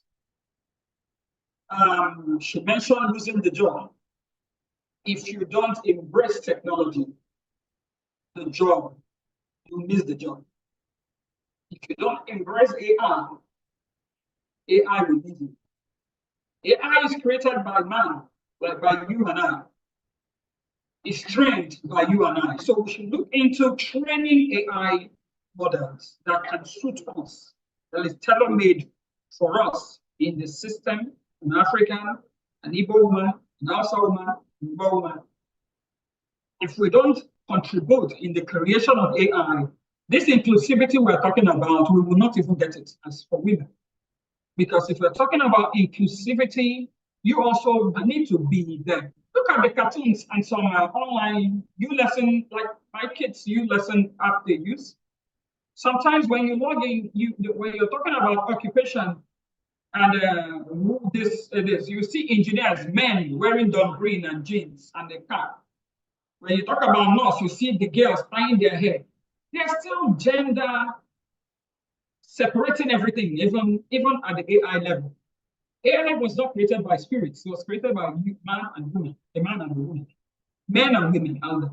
So we cannot we can't wish it away. We can't push it away if we don't get ourselves involved in creating the AI models and making sure this thing also is not also taking over the digitally taking over this gender inequality. You can't depict a woman based on the occupation.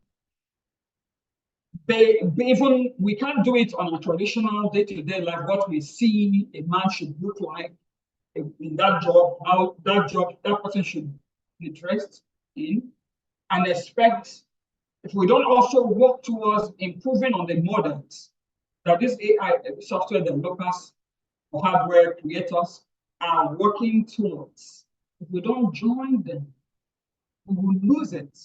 So inclusivity, gender inclusivity, also make sure our voices are here. We don't just talk about voices being heard, we also find a path into getting skilled to be allowed to join in that modern building. And on this note, we need to also remember that countries like Estonia and Rwanda have integrated AI-driven platforms into their public service systems, making it possible for citizens to even apply for documents, access health records, and report issues without stepping into the government office, even in the educational sector. There are some schools now that, unlike when we were in our time, when we applied for transcripts, the transcripting system, we applied today. In 2-3 months, 1 year, you have not even seen it. It has not gotten to the destination it should get to. But because there is this technology in fusion, in public administration, in leadership, they talk about e-transcripting system in some universities and their polytechnics, whereby the student applies today, they get it almost on real time after making all the necessary payments. Federal Polytechnic Nekede is ready on that part. And I know there's so many schools out there, UNN, the food, the Yabatex, all the schools out there, they're working towards that. If you are not keyed in, please do key in. If we have not keyed in, we will work towards keying. So the power of smart governance is powered by it, nothing else. It's not magical. It is about the skill, the knowledge. So come even closer more. Now, some Nigerian state governments have started using chatbots, like Mommy said, for citizens engagement and are working with some tech startups to automate revenue collection.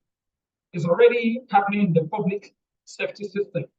These are not futuristic things. They are happening now. So any sector that wants to remain in competitive, remain relevant in the system must look in this direction. Dr. Nene pointed clearly, which is if we want efficiency, if we want transparency, if we want citizen-centered governance, we must begin to invest not just in AI tools, but also in building the digital capacity of our workforce, especially the women folk. And on this note, I was rounding up right on time, if not, we're even almost much earlier than expected. We will be getting into my one was supposed to join in the interactive and the Q&A section. After that, we'll be looking into the recognition of speakers and appreciating them. In our own way, we'll unmute everybody, we'll talk. It's going to be a kind of an online feedback session. We're supposed to have shared a link for a feedback session on how it transpired. Which of the topics would you want us to dwell more on going forward? Because we'll be having more of this time out for ourselves. And we'll be also having the closing remarks, a group virtual picture and announcements, how the certificate issuance will go. And we will also find the subject link on our emails. And we'll have to find a way to invite you to join our ICT learning community in collaboration with the Continuous Education Center of the Federal Polytechnic Nekede. So on this note, we get into the Q&A section, which is going to be interactive. Our host, Mr. Iman, are you there? Please unmute everybody. Once again, I thank you all. While you are doing that, host and co-host, once again, I want to thank all our speakers for such enriching presentations. We are now moving into our interactive session where you, our participants, can share your thoughts. We also have the chat section, which will take our time to read out the messages dropped there and then let us know what has been transferring at the chat section, the Zoom chat section, where people have shared their thoughts. We also expect you, while you're being unmuted, to share your thoughts, ask questions, make comments, or share your own ideas based on all that we learned today. So to ensure we have an organized session, please, while you are unmuted, kindly raise your virtual hand to feature. So if you'd like to speak, and we will admit you in for that, or you type your questions like I said, we'll read them out. So but keep your questions brief and relevant in today's team. So let's take the first question from the chat, from the audience that are already here waiting. We have about 51 chats to read through. But while we're waiting, we will attend to those that are here with us. I know that some have joined the live session, the YouTube live session. We also check there for any other comments here present. So on this note, I'm not seeing virtual hands on, but I'm seeing unmuted sessions. So if you want to talk to us, ask us questions, or we ask you, please, the time is now. Thank you.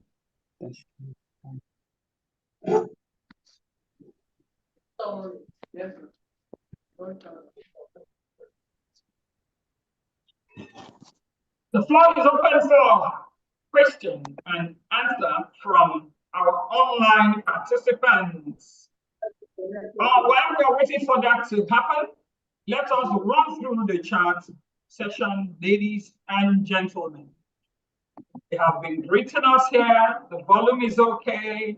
Somebody said your mic is this.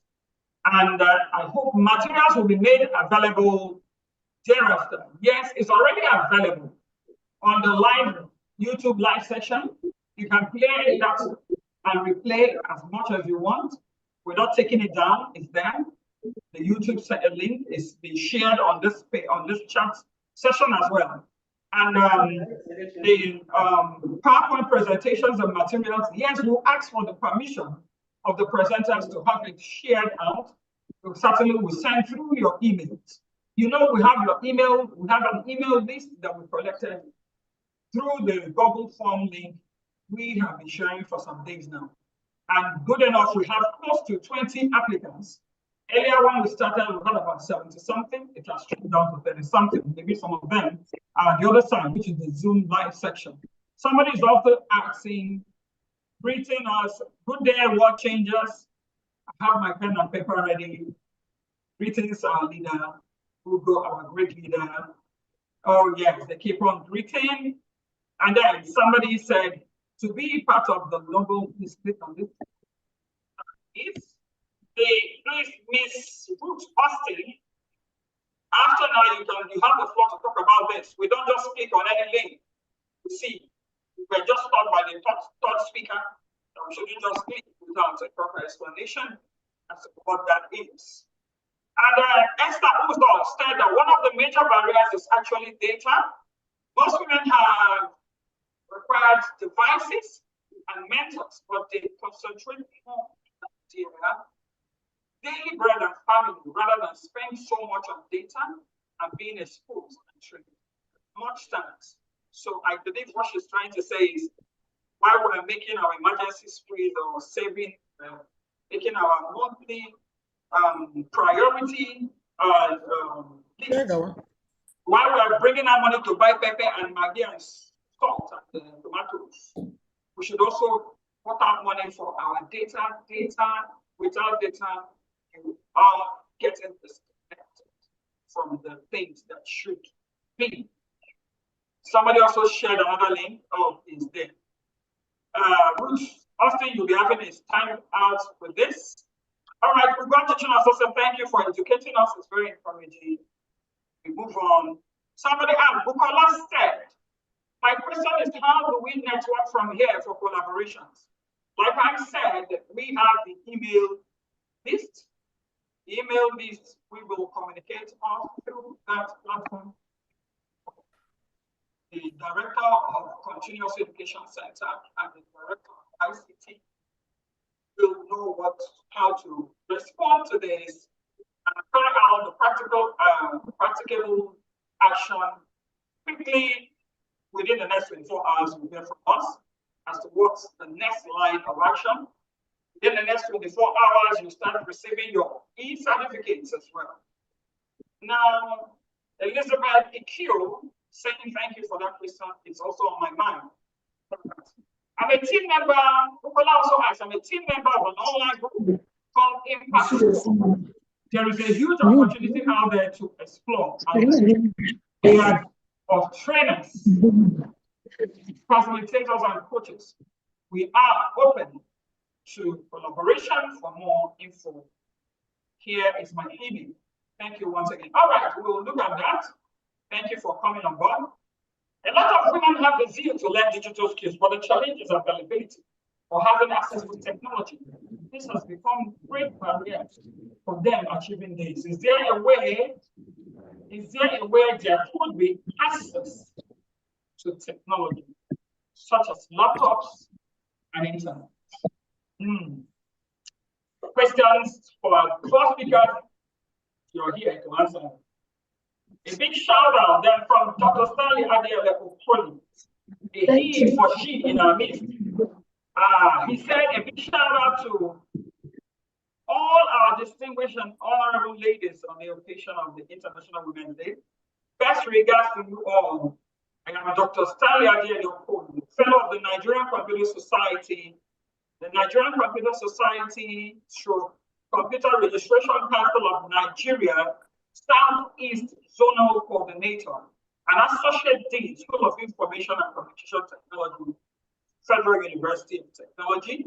Having spent an hour, 30 minutes on this call, please permit me to exit at this time and attend to another very important, earlier scheduled official exigencies.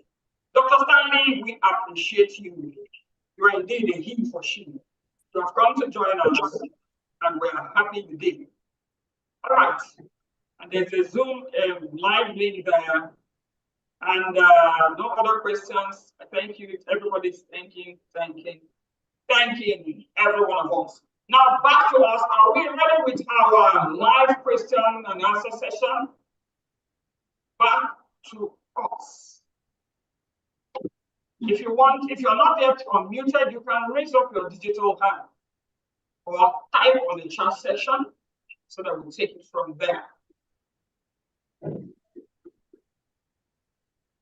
While we're waiting for that, somebody said, how do we access this thing? The laptop, the keyboards, the mouse, the data. Oh dear, dear, dear. How do we access it? Times are really hard. But you have to start something. You could start saving a little by little. There was a time in our institution when the owner of Zynox Computers came to us and gave us some systems and told us to pay within the next 18 months. You see opportunity, you can take such opportunities to your MDs, your DGs, your VCs, your rectors, and then find some well-meaning Nigerians like Chief Nekede that did that some years ago. He also wanted to do it again. Late last year, when I communicated with him through the Directorate of ICT, that so many people need laptops, and you give them laptops and then probably take it from their salaries the next 1.5 years, so that the money will be lighter. These gadgets are quite expensive. And he approved it, as always. So you can reach out to people like that. Reach out to HP, Lenovo. You can have access to them, some Chinese companies. So an organization can handle that as an organization. In the absence of that, for students here, that money you used to drink and eat double ration, Rome was not built in a day. You can take out a little bit, keep saving, go to these shops and buy some sure, fairly used laptops. When I mean sure, not ones that were stolen, and when you open it, you can track somehow. So these are ways you can get some of this, and also get involved with government interventions. The state governor last year gave more than 15,000 laptops. I got one. Even as a worker, I got involved in one of the training sessions. I got one. I was able to give it to my daughter because she needed it too in their school. And in her day-to-day, I prefer to give them laptops than handsets. At the moment, that is how I try my best. In as much as screen time, I don't know. That's another aspect we're going to talk about in this webinar section. As mothers, how can we checkmate these young ones? The screen time is detrimental to their health, their time. They no more read again. They no more do some physical exercises. How do we manage this? This is a part we will talk about probably in the next 2 weeks. We'll do screen time, managing screen time for children's health. How do we help them see that book, reading books, that which we used to do before? They no more do it again. It is now system. Is it good? What is the implication? It's a good research area. Going forward, what will happen to these our children? So that I don't take the floor too. I've asked us to raise up our digital hand. Nobody has done that. I'm still scrolling through. Nobody wants to take away this mic from me so that I can learn. My brain still needs space for a lot. So those are my only 2 ways of how you can acquire these devices that are very, very expensive. To save small, buy fairly used ones. Can't buy fairly used ones, you can afford the big ones. Good. You can even take a loan to get it and make sure that you know why you are going for it. So that when you are paying this thing, you know that you're making something out of it. Somebody now asked, Dr. Obiokafor, wow, I know this is the National Vice Chairperson of the Forum for African Women Educationalists, Nigeria. And she is on this call. Thank you for coming on this. I didn't know you were here. I greet you. How do you ensure, she's asking, how do you ensure continuity of the awareness to make sure that our women remain committed to being e-compliant, training programs, or please, this page is full of tech experts. I am seeing Mommy Jidere, I am seeing Madam Ugoji, I'm still seeing Madam Ugonma. Please, the floor is open. Madam Ugonma, please take this question for Madam Anne. Please unmute and take this call. Please, Provost, unmute Madam Ugonma or Madam Anne, any one of them. They're here. And you know, Ugoji is here too. Yes.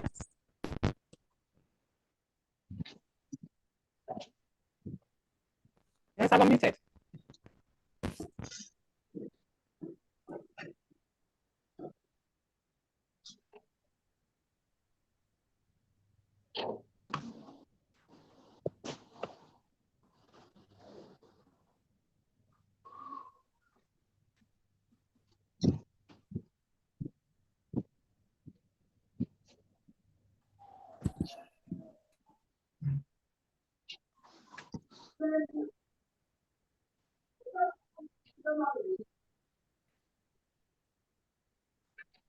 Hello.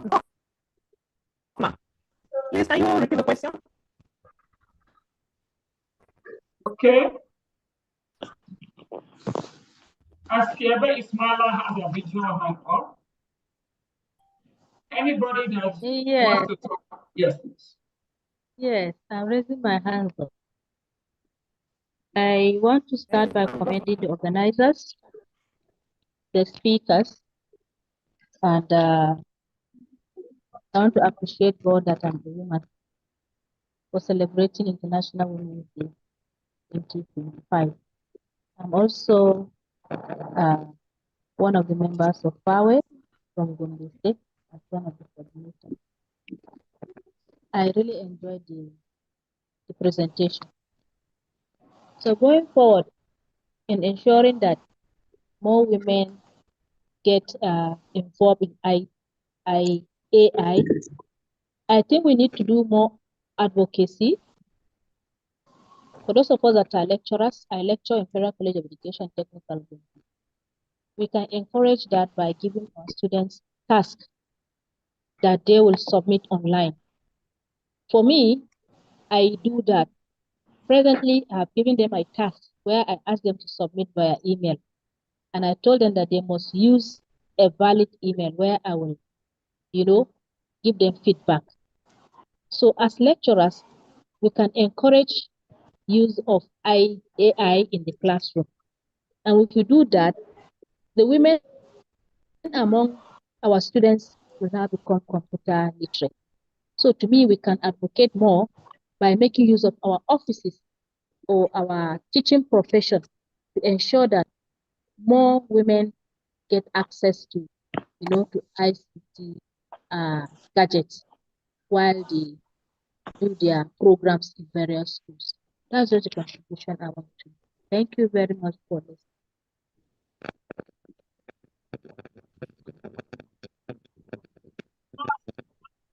We are grateful to have you all the way from Gombe State. Yeah. Right. That's what our northern sister. Thank you for coming on this.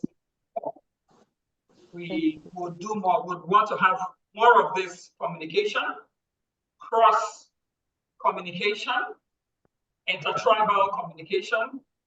We'll hear from each other, encourage each other in this journey of womanhood and education in the tech space. On this same note, we also have some Madam Ugonma's hand is up. You've been asked to unmute, ma'am. Please grab the floor, ma'am.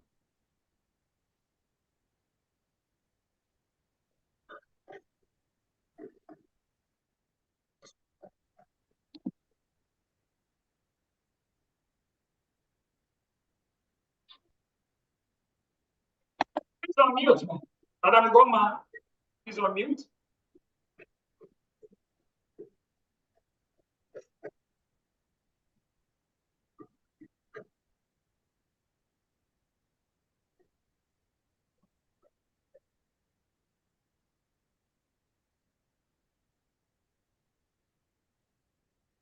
Yes.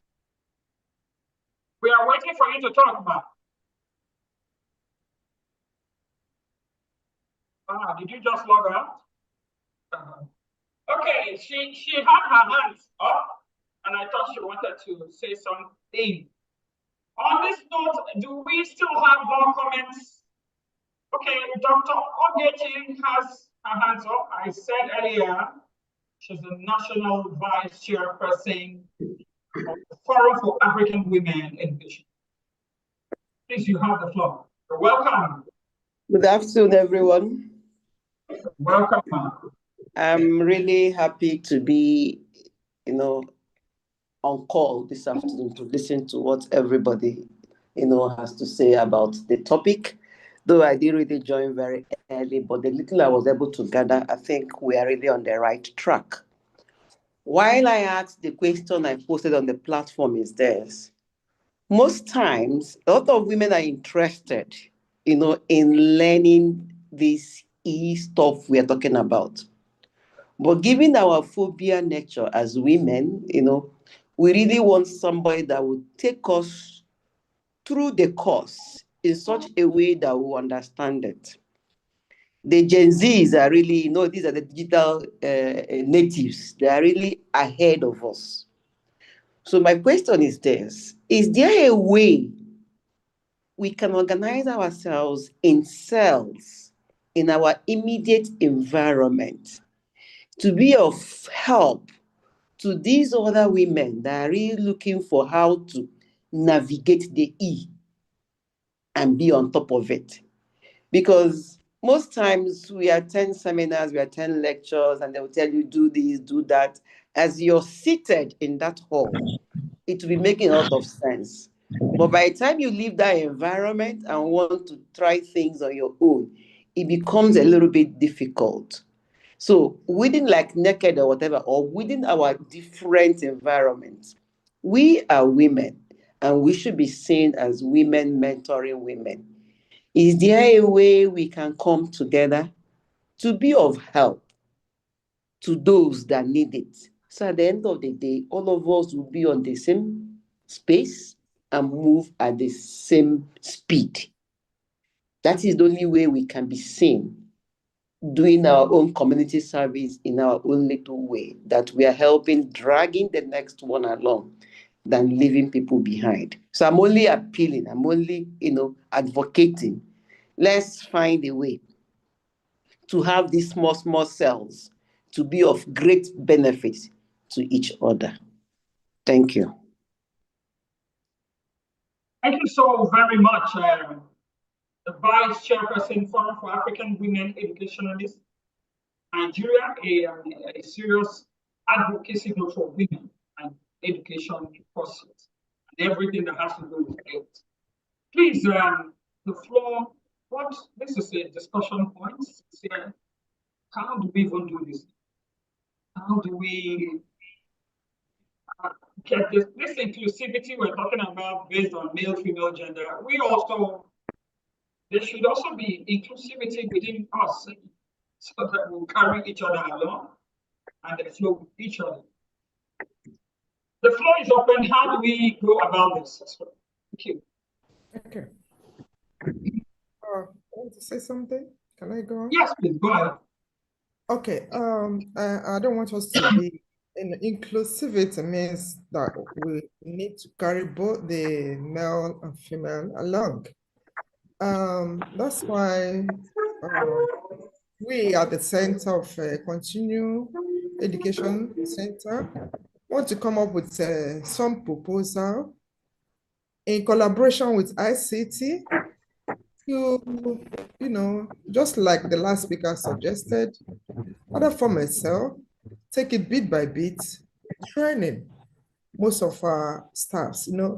We really need to avail ourselves the opportunity, let's have the zeal to acquire AI knowledge. Right? We are not all tech gurus, but considering the changes happening all over the world, we need to think out of the box, make our time to learn and relearn, at least to be at par with our counterparts in most developed countries, to be effectively and efficiently carry out our duties wherever we find ourselves. So we really need to start doing something. We really need to forget about nature. We have this to do, we have that to do, but concentrating to acquire this all important tool. My director at ICT, each time I meet with you, I'll always tell you, please, I really need to update myself with this all important knowledge. And on my own, trying most often, go on my computer, learn, with all these chat boxes, learning one or two things, trying to update myself. So I can encourage all of us to still do that.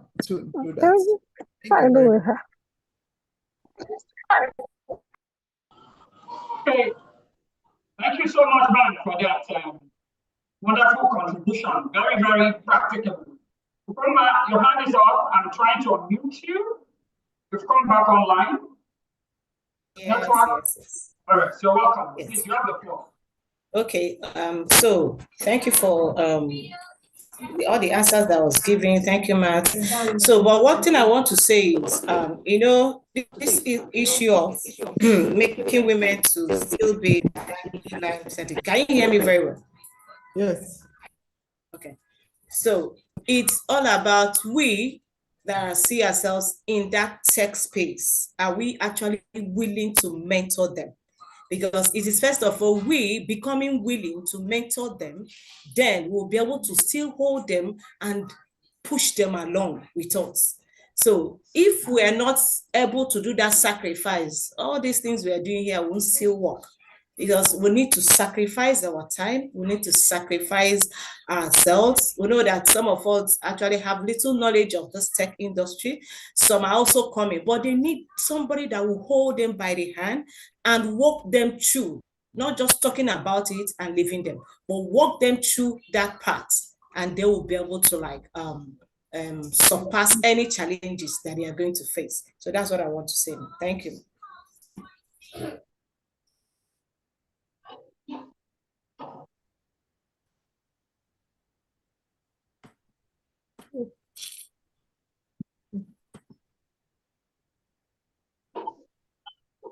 Thank you for being on this same space, remaining with us till now. We want to also ask for the last time, before I respond to that, would there be any other question that we should look into?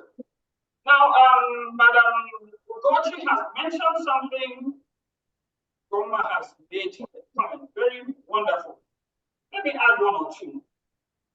When we're talking about creating opportunity for us to learn from each other, it's not just an opportunity for us to learn from each other. It's also a safe learning space. Safe, when I mean safe, less verbally abusive, safe learning space.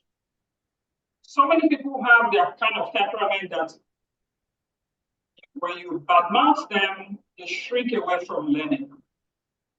A mentor must be patient. I'm telling myself as well. Others here. We must be patient if we want to be a mentor to the young girls. And we must be humble enough We accept our mistakes if we want to be a mentee. We want somebody to mentor us, we must be humble about it and stay by her legs or by his legs and learn positively, constructively. I tell my clients this every day. I get mentorship from both the young and the old. How to be, know that most people, they all do them. So mentorship and having a shame-free environment.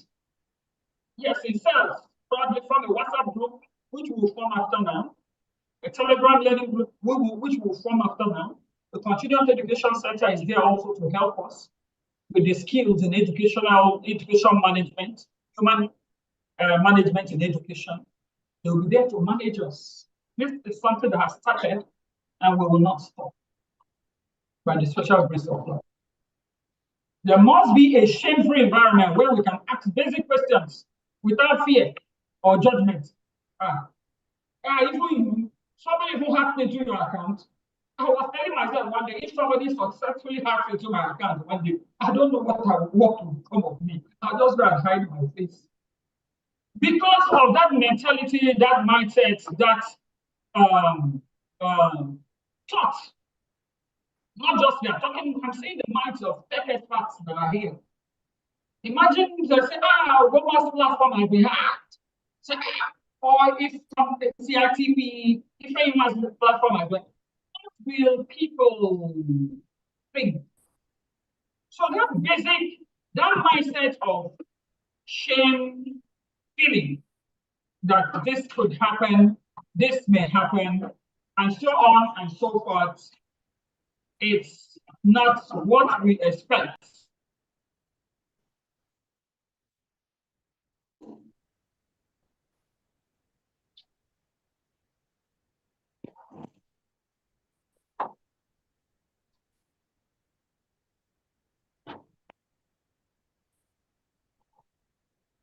I'm trying to address distraction. I'm sorry. Now we're talking about this mentorship. Peer-to-peer teaching is very powerful. Like in Kenya currently, even in rural areas of target digital literacy cycles, where one person who learned Google tools will come back to teach others in their own local language. It worked in their own local language. It worked. So we talk about normalizing a lot of things to suit us. All that part, I know that the Continuous Education Center will look in that direction and handle those things. Collaborative projects. We can say, okay, women should look out for each other, invite each and every another person or to another person into a digital project, sharing tools, doing tech challenges. That can be done. Learning by doing things together is also a key. Role modeling. There's so many role models out there. You can present them to us in our little community that we're going to be forming. See this woman, and we understand it. Nobody's perfect, no doubt, but what did she do that we can also do? What did she not do that we shouldn't do? What were those failures? What were those weaknesses? So leveraging on role modeling is also a good platform. Platforms like this is very great for building visibility and sisterhood. It's very great for building visibility and sisterhood. All right? So in the end, the solution is about women helping women. We're helping each other, lifting each other up. Together we can demystify this thing. So on this same note, would there be any other comment so that we leave for other activities for the day? So can we have our videos on so that we can take a virtual photo for those that have remained till the end. We have more than this number, and I see it's this. The Dr. Rosemary Okolie is thanking all speakers and organizers for this wonderful event, and God, telling God to bless all of us. I would say amen to that. So can we switch on our videos so that we can, if you don't mind, unless you mind, so that we can take a snapshot. Co-hosts, please help us achieve this. Take a snapshot of the various views. And take it from there.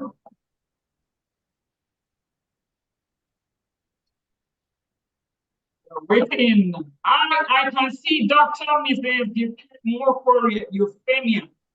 Thank you, Ma, for coming. You didn't want to say anything, Mommy. One of my mentors. You don't want to say anything to us. Yeah. So many Adora Obayi, thank you for coming. Ife's weekend gossip, email. Mommy, you're welcome. Thank you for coming. And for Monday, Hero Burie, Elizabeth Q. Thank you for coming. Thank you. Yes, ma. It says unique and godly. Email Emeko Courier. He for she. Thank you for coming, sir. Thank you, everyone. Joe Felicia, Valentine. Thank you from my side. Thank you So very much. We're taking a screenshot as we are here. When will the certificates be ready? Yes, in the next 24 hours, we'll start dropping them. In the next 24 hours, those that couldn't mention their names, your names are not showing well. It is showing iPhone or Infinix. Techno. So I don't know what to do. Beautiful mommies, Mela, Sun, Mela. Dago.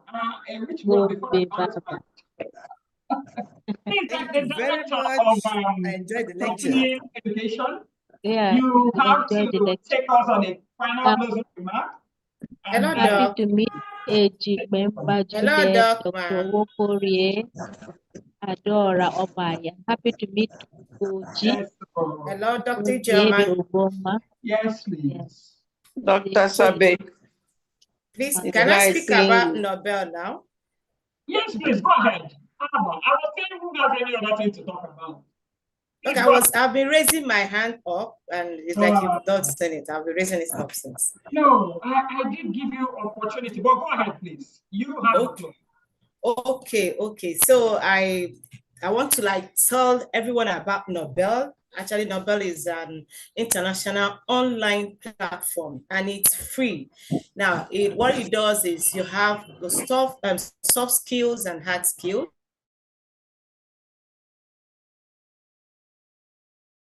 Network is back. Sorry. I'm sorry. Network just kicked our sister off. Ugonma, the network just kicked this wonderful comment you wanted to make off. If we can't get you back quickly, we might have plead with you that you put it on black and white. We have an emailing list. We can push it there, and then we can take it from there. On this note, Madam Ugonma, please, a closing remark and a volunteer gives us a closing prayer. We don't want to be here more than 2 o'clock. This is 1:57 p.m. We must leave here by. You're not before 2 p.m. You have the floor, ma'am. Okay, for the closing remark. Yes, ma'am. Okay. I want to really thank you, our IC director. You are so good in what you do.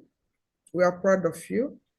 And I equally want to thank the participants for finding time to join us. And I believe we have all learned new things. We are grateful to the speakers, and I pray we go all ahead to use the new knowledge acquired today to enhance our capabilities and equally help mentor others. We need to continually lift ourselves up so that we'll be abreast with the new technology influencing everything all over the world. You're all welcome. Thank you very much. And we pray the good Lord to continue to guide us wherever we are, for us to be better persons in our workplace, in our homes, and in our society. May we continually impact positively on our environment. Thank you all. Thank you. Thank you. Thank you.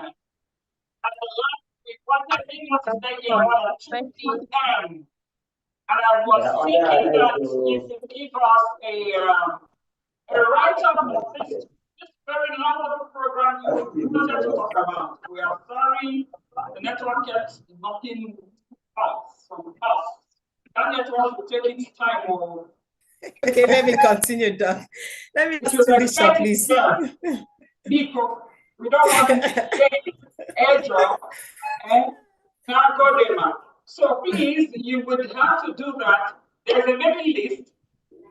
You share that information with me. I send it through, and we're going to also have a WhatsApp platform going forward, so that we'll have all these things relevant. Or can you do this in 1 minute? Yeah. I'm almost through. Yes. So what I'm saying is actually a very, very lovely platform. So what I will do is I'm going to send in the link. Don't be afraid. I will guide you. Personally, I'm going to guide whoever it is that wants to register with them throughout the whole course. I will teach you, I will explain everything that you need to know. So I'm going to drop the link in the chat now. So feel free to go through it and register. It's actually a very authentic link, so don't be afraid yet. So thank you, Ma. Thank you, Doc. Thank you, everybody. You are amazing. The volunteers will close off with a closing prayer. I'm seeing a lot of Yoruba and Northern sisters here. I feel wonderful. Labaran Hamid, you're welcome, ma'am. We cannot wait to continue meeting with you on this space. Esther Uzo, thank you so very much for multitasking. I know you have been on a webinar section on the other end. Women breaking barriers everywhere. Seeking. And on this note, please let's have a closing prayer. Can our mommy, Dr. Mokore, Ifeyinwa, close us? Okay.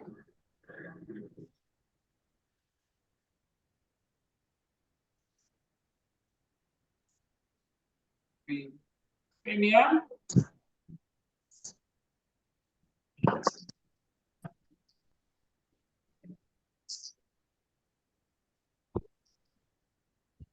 Shall we pray? Yeah. Let us pray. Amen. Almighty Father, we thank you for this webinar. We thank you for the organizers. We thank you for the participants. You have done well, Lord, by making it possible for us to connect and hear them effectively and loudly.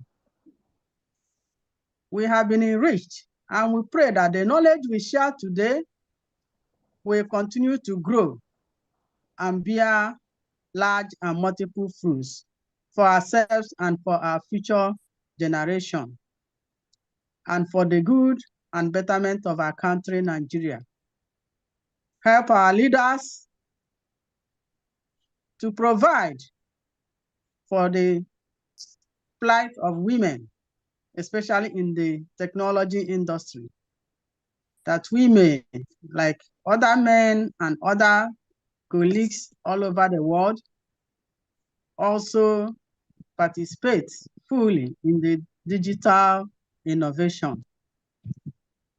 Father, continue to be with us in our various endeavors. Provide for us, take care of our families and other issues, so that we'll devote our time to improving the world through technology and through AI in our capacity as women. All this we ask through our Lord Jesus Christ, our Savior. Amen. Amen. Amen. Amen. Thank you, Lord. Amen. Amen. Thank you. Platform for very Amen. Amen. Amen. Amen. Amen. Amen. Looking forward to see more of this. Thank you. Thank you. Thank you. Thank you, our director. Okay, Ijeoma, Thank well you done. very much Great for the webinar. facilitation. Very Thank enriching. you. Thank you, everybody. Thank you very much. Thank Bye-bye, you. everyone. Thank you, everyone. Thank you, Quite Dr. enriching. Ijeoma. I learned a lot today. Thank you very much. Thank Thank you. you. So very for this webinar. Thank you, Nekede, for this seminar. Thank you very much. Thank Very you. enriching, and we really appreciate it. Thank you. Welcome. Thank you, everybody. Thank you. I'm highly excited. Thank you, Thank God. you very much. Looking forward to having this next time. Yeah, another case will be open. Hope that you are organizing such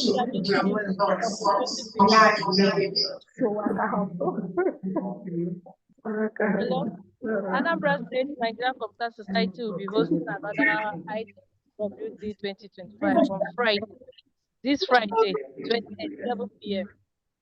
so that we can also share. Please send it So the link will be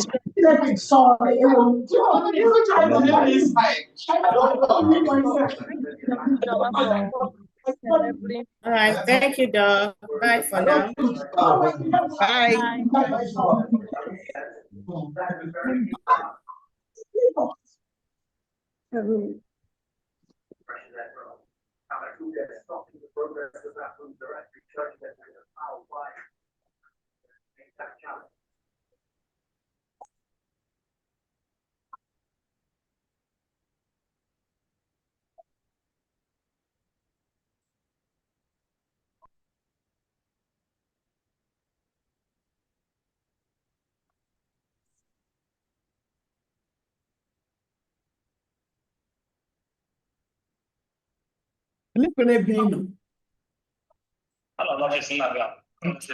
Okay.